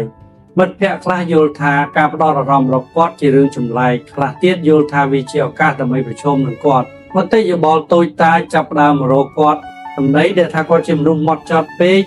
ស្ងប់ស្ងាត់ពេកឬខំប្រឹងពេកដំបូងឡើយ Nathan មិនរវីរវល់ទេប៉ុន្តែយូរទៅមតិទាំងនោះកាន់តែត្រង់មកក្នុងម្ដងពេលកិច្ចពិភាក្សាក្រុមនរណាម្នាក់នឹងសួរដេញដោលពីគំនិតរបស់គាត់ជាមួយនឹងទឹកដមសម្លេងដែលហាក់ដូចជាការមើលងាយក្នុងការសន្ទនាធម្មតាឬកំ pl ែងត្រូវបានគេយកមកលេងសើចដាក់រូបគាត់ហើយសន្សឹមដោយមិនដឹងខ្លួន Nathan ក៏ចាប់ផ្ដើមមានប្រតិកម្មគាត់ចាប់ផ្ដើមការពារខ្លួនគាត់បញ្យល់ពីជំរឿនរបស់គាត់រុញច្រានមកវិញចំពោះមតិទាំងនោះដោយព្យាយាមធ្វើឲ្យអ្នកដទៃយល់ពីទស្សនៈរបស់គាត់ប៉ុន្តែគាត់កាន់តែមានប្រតិកម្មអកប្បកិរិយារបស់គេកាន់តែបន្តអ្វីដែលគាត់យល់ថាជាតម្រូវការការពារខ្លួនអ្នកដទៃបែរជាយល់ថាវាជាប្រតិកម្មដែលពួកគេអាចជំរុញវាបានម្ដងទៀតវាคล้ายជាទម្រង់បែបបត់មួយកាលណាគាត់កាន់តែចូលរួមគាត់កាន់តែត្រូវបានគេអូសទាញចូលក្នុងស្ថានភាពដែលរំខានដល់ការផ្ដោតអារម្មណ៍របស់គាត់ហើយមួយបន្ទាប់ពីការប្រស្រ័យតាក់ទងដ៏មូម៉ៅបំផុតមួយ Nathan បានដកថយមួយជំហានហើយឆ្លុះបញ្ចាំងពីអ្វីដែលកំពុងកើតឡើងគាត់ដឹងថាមតិយោបល់ទាំងនោះមិនមែនជាបញ្ហាពិតប្រាកដឡើយបញ្ហាគឺត្រង់ការឆ្លើយតបរបស់គាត់វិញទេរាល់ពេលដែលគាត់មានប្រតិកម្មគាត់កំពុងតែពង្រឹងអាកប្បកិរិយារបស់ពួកគេគាត់កំពុងបង្ហាញថាមតិទាំងនោះជះឥទ្ធិពលលើគាត់ហើយរឿងនោះធ្វើឲ្យគាត់ក្លាយជាគោលដៅដ៏ងាយស្រួលតាមរយៈការដឹងខ្លួនបែបនេះគាត់ក៏សម្រេចចិត្តដូរវិធីសាស្ត្រនៅពេលក្រោយដែលមានមតិយោបល់កើតឡើងគាត់បានធ្វើអ្វីដែលខុសពីមុនគឺគាត់មិនបានឆ្លើយតបឡើយគាត់មិនបានការពារខ្លួនឡើយគាត់គ្រាន់តែទទួលស្គាល់វាដោយទឹកមុខធម្មតារួចបន្តទៅមុខទៀតវាមានអារម្មណ៍ចម្លែកនៅពេលដំបូងមានការជំរុញចិត្តយ៉ាងខ្លាំងចង់និយាយអ្វីមួយចង់កែតម្រូវចង់រុញច្រានមកវិញប៉ុន្តែគាត់បានទប់ចិត្តប្រតិកម្មដែលគេរំពឹងទុកមិនបានកើតឡើងឡើយមានការរីកធំនៃចំនួនគ្មានការបន្តគណៈនោះបានកន្លងហួសយ៉ាងលឿនហើយយូរទៅនៅពេលដែលគាត់បន្តឆ្លើយតបបែបនេះមតិយោបល់ទាំងនោះក៏កាន់តែមិនសូវមាននៅពេលគ្មានប្រតិកម្មវាក៏គ្មានរង្វាន់សម្រាប់អ្នកដែលចង់ឌឺដងដែរតែនោះលែងមានប្រសិទ្ធភាពនេះគឺជាគន្លឹះក្នុងការដោះស្រាយជាមួយការឌឺដងអ្នកមិនមែនប្រយុទ្ធជាមួយវាឡើយអ្នកដកខ្លួនចេញពីវាអ្នកស្គាល់វាថាវាជាអ្វីហើយអ្នកជ្រើសរើសមិនចូលរួមព្រោះការឌឺដងមានប្រសិទ្ធភាពលុះត្រាតែអ្នកចូលរួមចំណែកប្រសិនបើគ្មានប្រតិកម្មរបស់អ្នកវានឹងបាត់បង់អំណាចរឿងនេះត្រូវការដឹងខ្លួនអ្នកត្រូវតែអាចកត់សម្គាល់ឃើញនៅពេលដែលអ្វីមួយត្រូវបានគេរចនាឡើងដើម្បីជំរុញឲ្យអ្នកខឹងមិនមែនរាល់ការមិនយល់ស្របសុទ្ធតែជាការឌឺដងឡើយប៉ុន្តែចំនួនជាច្រើនគឺពិតជាដូច្នោះមែនទឹកដមសម្លេងពេលវេលចេតនានៅពីក្រោយសម្លេងទាំងអស់នេះគឺជាសញ្ញាហើយនៅពេលដែលអ្នកចាប់ផ្ដើមឃើញពួកវាអ្នកនឹងទទួលបានសមត្ថភាពក្នុងការជ្រើសរើសការឆ្លើយតបរបស់អ្នកវាក៏ត្រូវការវិន័យផងការជំរុញចិត្តចង់មានប្រតិកម្មនឹងនៅទៅប្រតិកម្មនោះហើយគឺជាអ្វីដែលស្ថានភាពនោះត្រូវបានគេរចនាឡើងដើម្បីឲ្យអ្នកធ្វើហើយនៅពេលអ្នកស្គាល់រឿងនោះអ្នកអាចជ្រើសរើសខុសពីមុនការមិនរវីរវល់នឹងការឌឺដងមិនមែនជារឿងអកម្មឡើយតែវាជារឿងចេះជ្រើសរើសវាជារឿងសម្រេចចិត្តថាធម្មពលរបស់អ្នកមិនសមនឹងចំណាយលើស្ថានភាពដែលគ្មានតម្លៃឡើយវាជារឿងរក្សាការគ្រប់គ្រងលើខ្លួនឯងទោះបីជាអ្នកដទៃកំពុងព្យាយាមរំខានវាក៏ដោយនឹងមានគ្រាដែលអ្នកត្រូវបានគេលបួងឲ្យចូលរួមនៅពេលដែលមតិយោបល់នោះមានអារម្មណ៍ថាត្រង់ពេកជារឿងបុគ្គលពេកដែលមិនអាចរំលងចោលបានប៉ុន្តែទាំងនោះហើយគឺជាគ្រាដែលការឆ្លើយតបរបស់អ្នកមានតម្លៃបំផុតព្រោះប្រសិនបើអ្នកអាចរក្សាភាពនឹងនរកក្នុងស្ថានភាពទាំងនោះអ្នកនឹងបំបែកទម្រង់បែបបទនោះបានទាំងស្រុងយូរទៅរឿងនេះនឹងផ្លាស់ប្ដូររបៀបដែលអ្នកដទៃប្រស្រ័យតាក់ទងជាមួយអ្នកមនុស្សដែលពឹងផ្អែកលើការឌឺដងនឹងបាត់បង់ការចាប់អារម្មណ៍នៅពេលដែលពួកគេមិនទទួលបានប្រតិកម្មពួកគេនឹងដើរចេញទៅហើយអ្នកនឹងត្រូវបានទុកឲ្យនៅជាមួយនឹងអ្វីមួយដែលមានតម្លៃជាងនោះគឺការផ្ដោតអារម្មណ៍របស់អ្នកភាពស្ងប់ស្ងាត់របស់អ្នកនិងការគ្រប់គ្រងរបស់អ្នកនៅពេលក្រោយដែលអ្នកមានអារម្មណ៍ចង់មានប្រតិកម្មចូលឈប់បន្តិចមើលស្ថានភាពឲ្យបានច្បាស់លាស់សួរខ្លួនឯងថាតើនេះគឺជាការសន្ទនាពិតប្រាកដឬគឺជាការឌឺដងហើយប្រសិនបើវាជាការឌឺដងចូលជ្រើសរើសមិនចូលរួមពីព្រោះមិនមែនគ្រប់មតិយោបល់សុទ្ធតែសមនឹងទទួលបានការឆ្លើយតបឡើយហើយមិនមែនគ្រប់ការប្រជុំសុទ្ធតែសមនឹងទទួលបានការចាប់អារម្មណ៍ពីអ្នកឡើយនៅពេលអ្នករៀនស្គាល់នឹងមិនរវីរវល់នឹងអន្ទាក់នៃការឌឺដងអ្នកនឹងឈប់ត្រូវបានគេគ្រប់គ្រងដោយការជំរុញពីខាងក្រៅហើយអ្នកចាប់ដើមធ្វើសកម្មភាពចេញពីកន្លែងនៃសេចក្តីស្ងប់និងការជ្រើសរើសដោយដឹងខ្លួនចំពោះទី14និយាយឲ្យតិចតែមានន័យឲ្យច្រើនបើការកម្រិតនៃការប្រស្រ័យតាក់ទងមនុស្សភាគច្រើនជឿថាការប្រស្រ័យតាក់ទងដ៏ខ្លាំងក្លាមានន័យថា ការនិយាយច្រើនការបញ្យល់ឲ្យច្រើនការបន្ថែមព័ត៌មានលម្អិតឲ្យច្រើននិងការបំពេញរាល់ភាពស្ងៀមស្ងាត់ដោយសម្ដីប៉ុន្តែការពិតគឺខុសពីនេះកាលណាអ្នកនិយាយដោយគ្មានចេតនាច្បាស់លាស់សាររបស់អ្នកកាន់តែបាត់បង់ឥទ្ធិពលសម្ដីចាប់ផ្ដើមលាយឡំគ្នាអត្ថន័យកាន់តែចុះខ្សោយហើយអ្វីដែលគួរតែមានអំណាចបែរជាខ្លាចជារឿងដែលគេងាយនឹងបំភ្លេចចោលការប្រស្រ័យតាក់ទងប្រកបដោយប្រសិទ្ធភាពមិនមែនជារឿងបរិមាណឡើយវាជារឿងភាពច្បាស់លាស់ឬ precision នៅពេលអ្នករៀននិយាយឲ្យតិចសម្ដីរបស់អ្នកនឹងមានទម្ងន់ជាងមុនមនុស្សនឹងស្ដាប់កាន់តែយកចិត្តទុកដាក់ពួកគេនឹងផ្ដោតអារម្មណ៍ព្រោះនៅពេលដែលនរណាម្នាក់មិននិយាយឥតឈប់ឈររាល់សម្ដីរបស់គេនឹងមានអារម្មណ៍ថាជាការគិតគូរយ៉ាងហ្មត់ចត់វាមានអារម្មណ៍ថាជាការជ្រើសរើសហើយចេតនានោះនឹងបង្កើតឲ្យមានសិទ្ធិអំណាចអ្នកលេងជាមនុស្សដែលព្យាយាមចង់ឲ្យគេឮទៀតហើយអ្នកគឺជាមនុស្សដែលគេស្ដាប់ដោយធម្មជាតិបញ្ហាគឺថាមនុស្សជាច្រើននិយាយចេញពីទម្លាប់ច្រើនជាងនិយាយចេញពីគោលបំណងពួកគេនិយាយដើម្បីបំពេញលំហដើម្បីគេចពីភាពស្ងៀមស្ងាត់ឬដើម្បីបញ្ជាក់ពីចំណេះដឹងរបស់ពួកគេប៉ុន្តែតាមរយៈការធ្វើបែបនេះពួកគេបាត់បង់ការគ្រប់គ្រងលើការសន្ទនាពួកគេបង្ហាញរឿងរ៉ាវច្រើនពេកលឿនពេកដោយមិនបានទុកពេលវេលាឲ្យអ្នកដទៃបានពិចារណាហើយជាញឹកញាប់ពួកគេបែរជានិយាយរឿងដែលពួកគេមិនចាំបាច់និយាយតទៅសោះ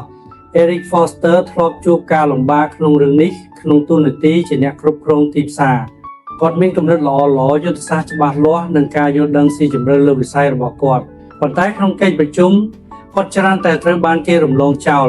ខណៈពេលដែលអ្នកដទៃនិយាយខ្លីៗនិងមានទំនុកចិត្តEric តែងតែមាននិន្នាការបញ្យល់ហួសហេតុគាត់ចាប់ផ្ដើមដោយចំណុចមួយរួចបន្ថែមបរិបទបន្ថែមឧទាហរណ៍ហើយមុនពេលគាត់ដឹងខ្លួន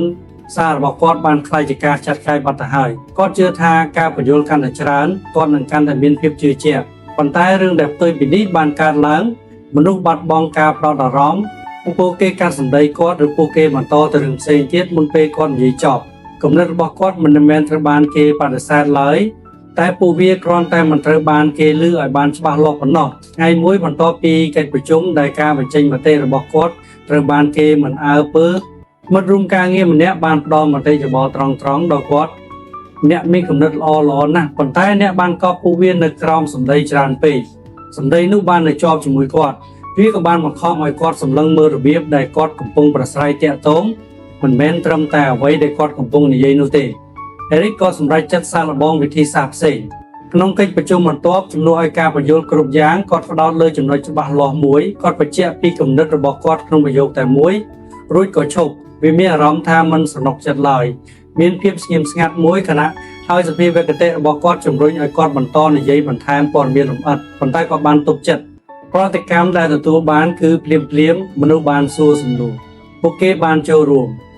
គំនិតរបស់គាត់បានក្លាយជាចំណុចកណ្ដាលនៃកិច្ចពិភាក្សាមិនមែនដោយសារគាត់និយាយច្រើនជាងមុនទេតែដោយសារគាត់និយាយបានគ្រប់គ្រាន់តាមរយៈការផ្ដល់លំហឲ្យអ្នកដទៃគាត់បានអញ្ជើញពួកគេឲ្យចូលមកក្នុងការសន្ទនាហើយតាមរយៈការធ្វើបែបនេះឥទ្ធិពលរបស់គាត់ក៏កើនឡើងនេះគឺជាអំណាចនៃការនិយាយតិចវាបង្កើតលំហសម្រាប់ការគិតសម្រាប់ការចូលរួមនិងសម្រាប់ភាពច្បាស់លាស់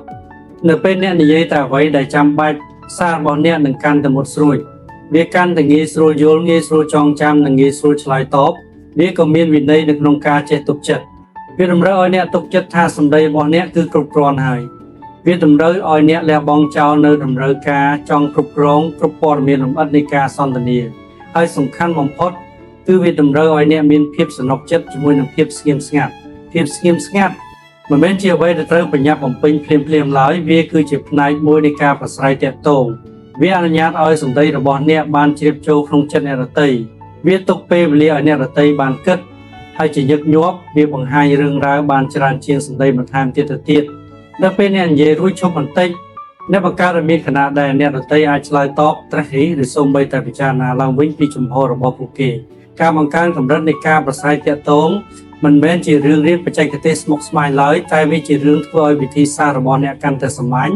មុនពេលអ្នកនិយាយចូលសួរខ្លួនឯងថាតើអ្វីដែលចាំបាច់ត្រូវនិយាយពិតប្រាកដមិនមែនគ្រប់យ៉ាងដែលអ្នកគិតសុទ្ធតែត្រូវបញ្ចេញមកក្រៅឡើយហើយព្រមព័ត៌មានលម្អិតសុទ្ធតែត្រូវចែករំលែកឡើយផ្ដោតលើសារសំខាន់ឬ core message ដែលជាផ្នែកសំខាន់ពិតប្រាកដវាក៏ពាក់ព័ន្ធនឹងការយកចិត្តទុកដាក់លើរបៀបដែលអ្នកនិយាយផងដែរទឹកដមសំឡេងពេលវេលានិងការបង្ហាញគឺមានសារៈសំខាន់ដូចគ្នានឹងសម្ដីខ្លួនឯងដែរទឹកដមសំឡេងដែលស្ងប់ស្ងាត់និងនាំមកនូវសិទ្ធិអំណាចច្រើនជាងសំឡេងដែលប្រញាប់ប្រញាល់ឬការពារខ្លួន សេចក្តីថ្លែងការណ៍ដែលដាក់ចំពេលវេលាមានឥទ្ធិពលច្រើនជាងការបញ្យល់យ៉ាងវែងដែលនិយាយមកហួសពេលនៅពេលអ្នកបញ្ចូលភាពច្បាស់លាស់ជាមួយនឹងការទុកចិត្តការប្រស្រ័យទាក់ទងរបស់អ្នកនឹងមានប្រសិទ្ធភាពជាងមុនអ្នកលែងព្យាយាមបញ្ចុះបញ្ចូលតាមរយៈបរិមាណសម្លេងទៀតហើយអ្នកកំពុងជាឥទ្ធិពលតាមរយៈភាពច្បាស់លាស់ហើយការផ្លាស់ប្ដូរនោះនឹងបដូររបៀបដែលអ្នកដទៃមើលមកអ្នកមនុស្សនឹងចាប់ផ្ដើមឃើញអ្នកក្នុងនាមជាមនុស្សម្នាក់ដែលនិយាយចេញមកដោយចេតនាជាមនុស្សដែលមិនខ្ជះខ្ជាយសម្ដីជាមនុស្សដែលច្បាស់លាស់ត្រង់ទៅត្រង់មកនិងមានទំនុកចិត្តហើយដោយសារតែហេតុនោះពួកគេនឹងស្ដាប់តាមរបៀបផ្សេងពួកគេនឹងឲ្យតម្លៃលើសម្ដីរបស់អ្នកកាន់តែខ្លាំងនៅពេលក្រោយដែលអ្នកស្ថិតក្នុងកិច្ចសន្ទនាចូលកត់សម្គាល់ពីនិន្នាការចង់និយាយរបស់អ្នកកត់សម្គាល់ការជំរុញចិត្តចង់បន្ថែមឲ្យច្រើនចង់បញ្យល់ឲ្យកាន់តែឆ្ងាយចង់បំពេញភាពស្ងៀមស្ងាត់ហើយបន្ទាប់មកសាកល្បងអ្វីដែលខុសពីមុននិយាយអ្វីដែលចាំបាច់ត្រូវនិយាយឲ្យច្បាស់លាស់និងសាមញ្ញណាស់រួចក៏ឈប់បណ្ដោយឲ្យភាពស្ងៀមស្ងាត់ធ្វើការរបស់វាបណ្ដោយឲ្យសម្ដីរបស់អ្នកឈរជើងដោយខ្លួនវាពីព្រោះនៅទីបញ្ចប់ការប្រស្រ័យទាក់ទងមិនមែនជារឿងថាអ្នកនិយាយបានច្រើនប៉ុណ្ណាឡើយតែវាជារឿងថាតើសាររបស់អ្នកត្រូវបានគេទទួលយកបានល្អប៉ុណ្ណាហើយនៅពេលអ្នករៀននិយាយឲ្យតិចតែមានអ្នកឲ្យច្រើនអ្នកមិនត្រឹមតែកែលម្អការប្រស្រ័យទាក់ទងរបស់អ្នកប៉ុណ្ណោះទេអ្នកថែមទាំងបង្កើនកម្រិតនៃវត្តមានរបស់អ្នកទៀតផងជំពូកទី15ហ្វឹកហាត់ខ្លួនឯងឲ្យក្លាយជាមនុស្សដែលរឹងមាំផ្លូវអារម្មណ៍កម្លាំងផ្លូវអារម្មណ៍មិនមែនជាអ្វីដែលអ្នកកើតមកមានពីកំណើតឡើយវាក៏ជាអ្វីដែលអ្នកត្រូវកសាងវាត្រូវបានរៀបចំឡើងតាមពេលវេលាតាមរយៈការដឹងខ្លួនវិន័យនិងការជ្រើសរើសម្ដងហើយម្ដងទៀតមនុស្សភាគច្រើនឆ្លងកាត់ជីវិតដោយការមានប្រតិកម្មចំពោះអ្វីៗដែលកើតឡើងនៅជុំវិញខ្លួនអារម្មណ៍របស់ពួកគេប្រែប្រួលតាមកាលៈទេសៈសន្តិភាពរបស់ពួកគេអាស្រ័យលើអ្នកដទៃហើយការផ្ដោតអារម្មណ៍របស់ពួកគេត្រូវបានគេរំខានបានយ៉ាងងាយប៉ុន្តែមានវិធីមួយផ្សេងទៀតក្នុងការរស់នៅវិធីដែលអ្នកមិនត្រូវបានគេអូសទាញឲ្យជោគឈរទៅកាន់ទិសដៅផ្សេងដោយព្រឹត្តិការណ៍ខាងក្រៅវិធីដែលអ្នករក្សាភាពនិងរលទោះបីជាមានអ្វីកើតឡើងនៅជុំវិញខ្លួនក៏ដោយការខ្លាចជាមនុស្សដែលរឹងមាំផ្លូវអារម្មណ៍មិនមែនមានន័យថាអ្នកឈប់មានអារម្មណ៍ឡើយតែមានន័យថាអារម្មណ៍របស់អ្នកលែងគ្រប់គ្រងអ្នកទៀតហើយអ្នកអាចនឹងនៅតែជួបប្រទះភាពមួម៉ៅការខកចិត្តឬកំហឹងប៉ុន្តែអារម្មណ៍ទាំងនោះមិនមកបញ្ជាសកម្មភាពរបស់អ្នកឡើយពួកវាមិននៅជាប់ក្នុងចិត្តយូរជាងអ្វីដែលវាគួរនៅឡើយ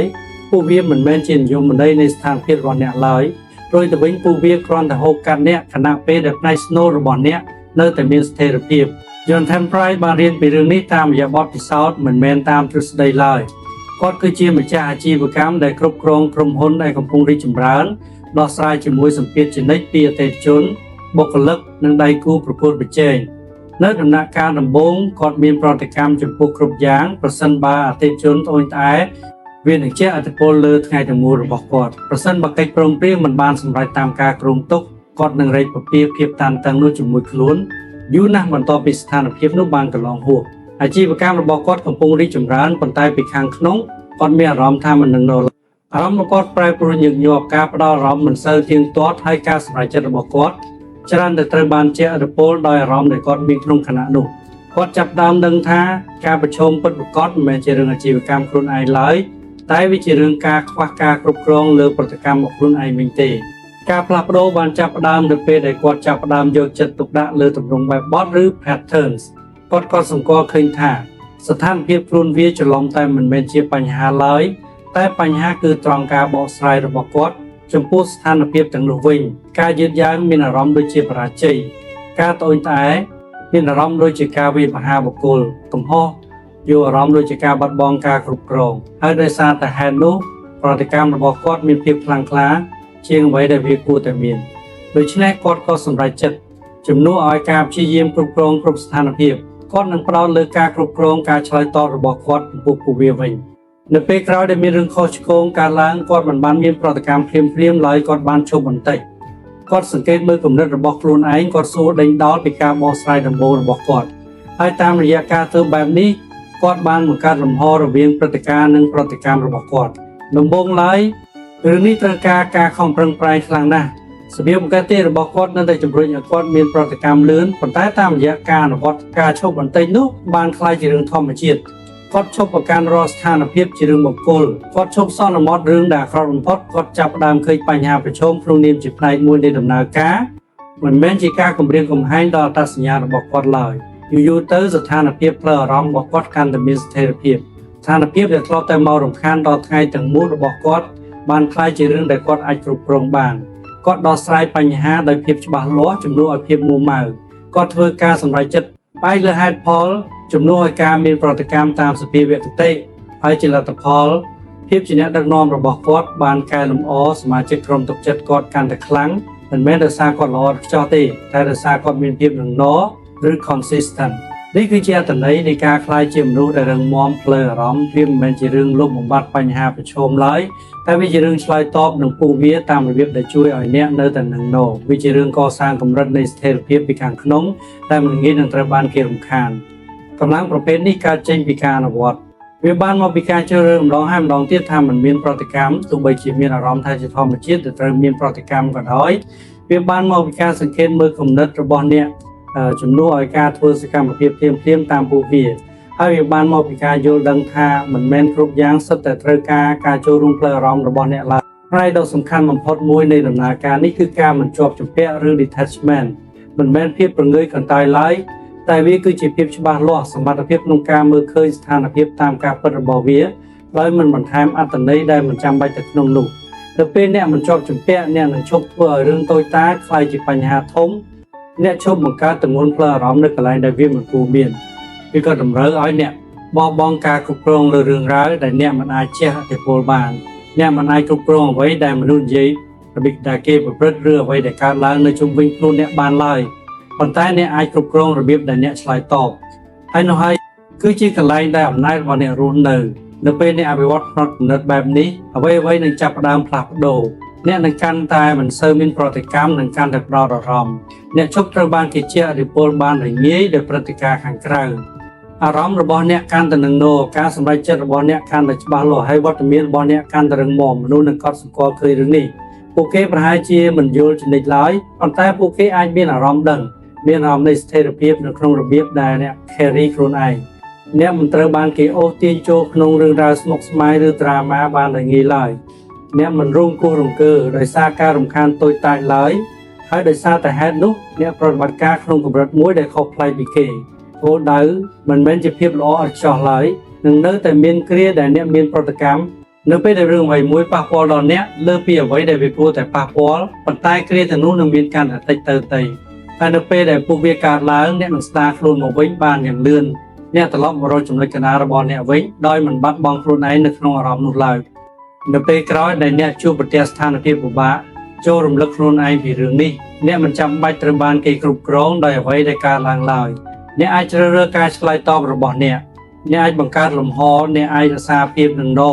ពីព្រោះនៅទីបញ្ចប់ការក្លាយជាមនុស្សរឹងមាំផ្លូវអារម្មណ៍មិនមែនជារឿងពិភពលោកកាន់តែងាយស្រួលឡើយតែវាជារឿងអ្នកក្លាយជាមនុស្សខ្លាំងជាងមុនវាជារឿងឈានដល់ចំណុចមួយដែលមិនថាមានអ្វីកើតឡើងក៏អ្នកនៅតែជាម្ចាស់លើការគ្រប់គ្រងខ្លួនឯងជានិច្ចហើយនោះគឺជាកម្រិតនៃកម្លាំងដែលមិនអាចមាននរណាដកហូតចេញពីអ្នកបានឡើយ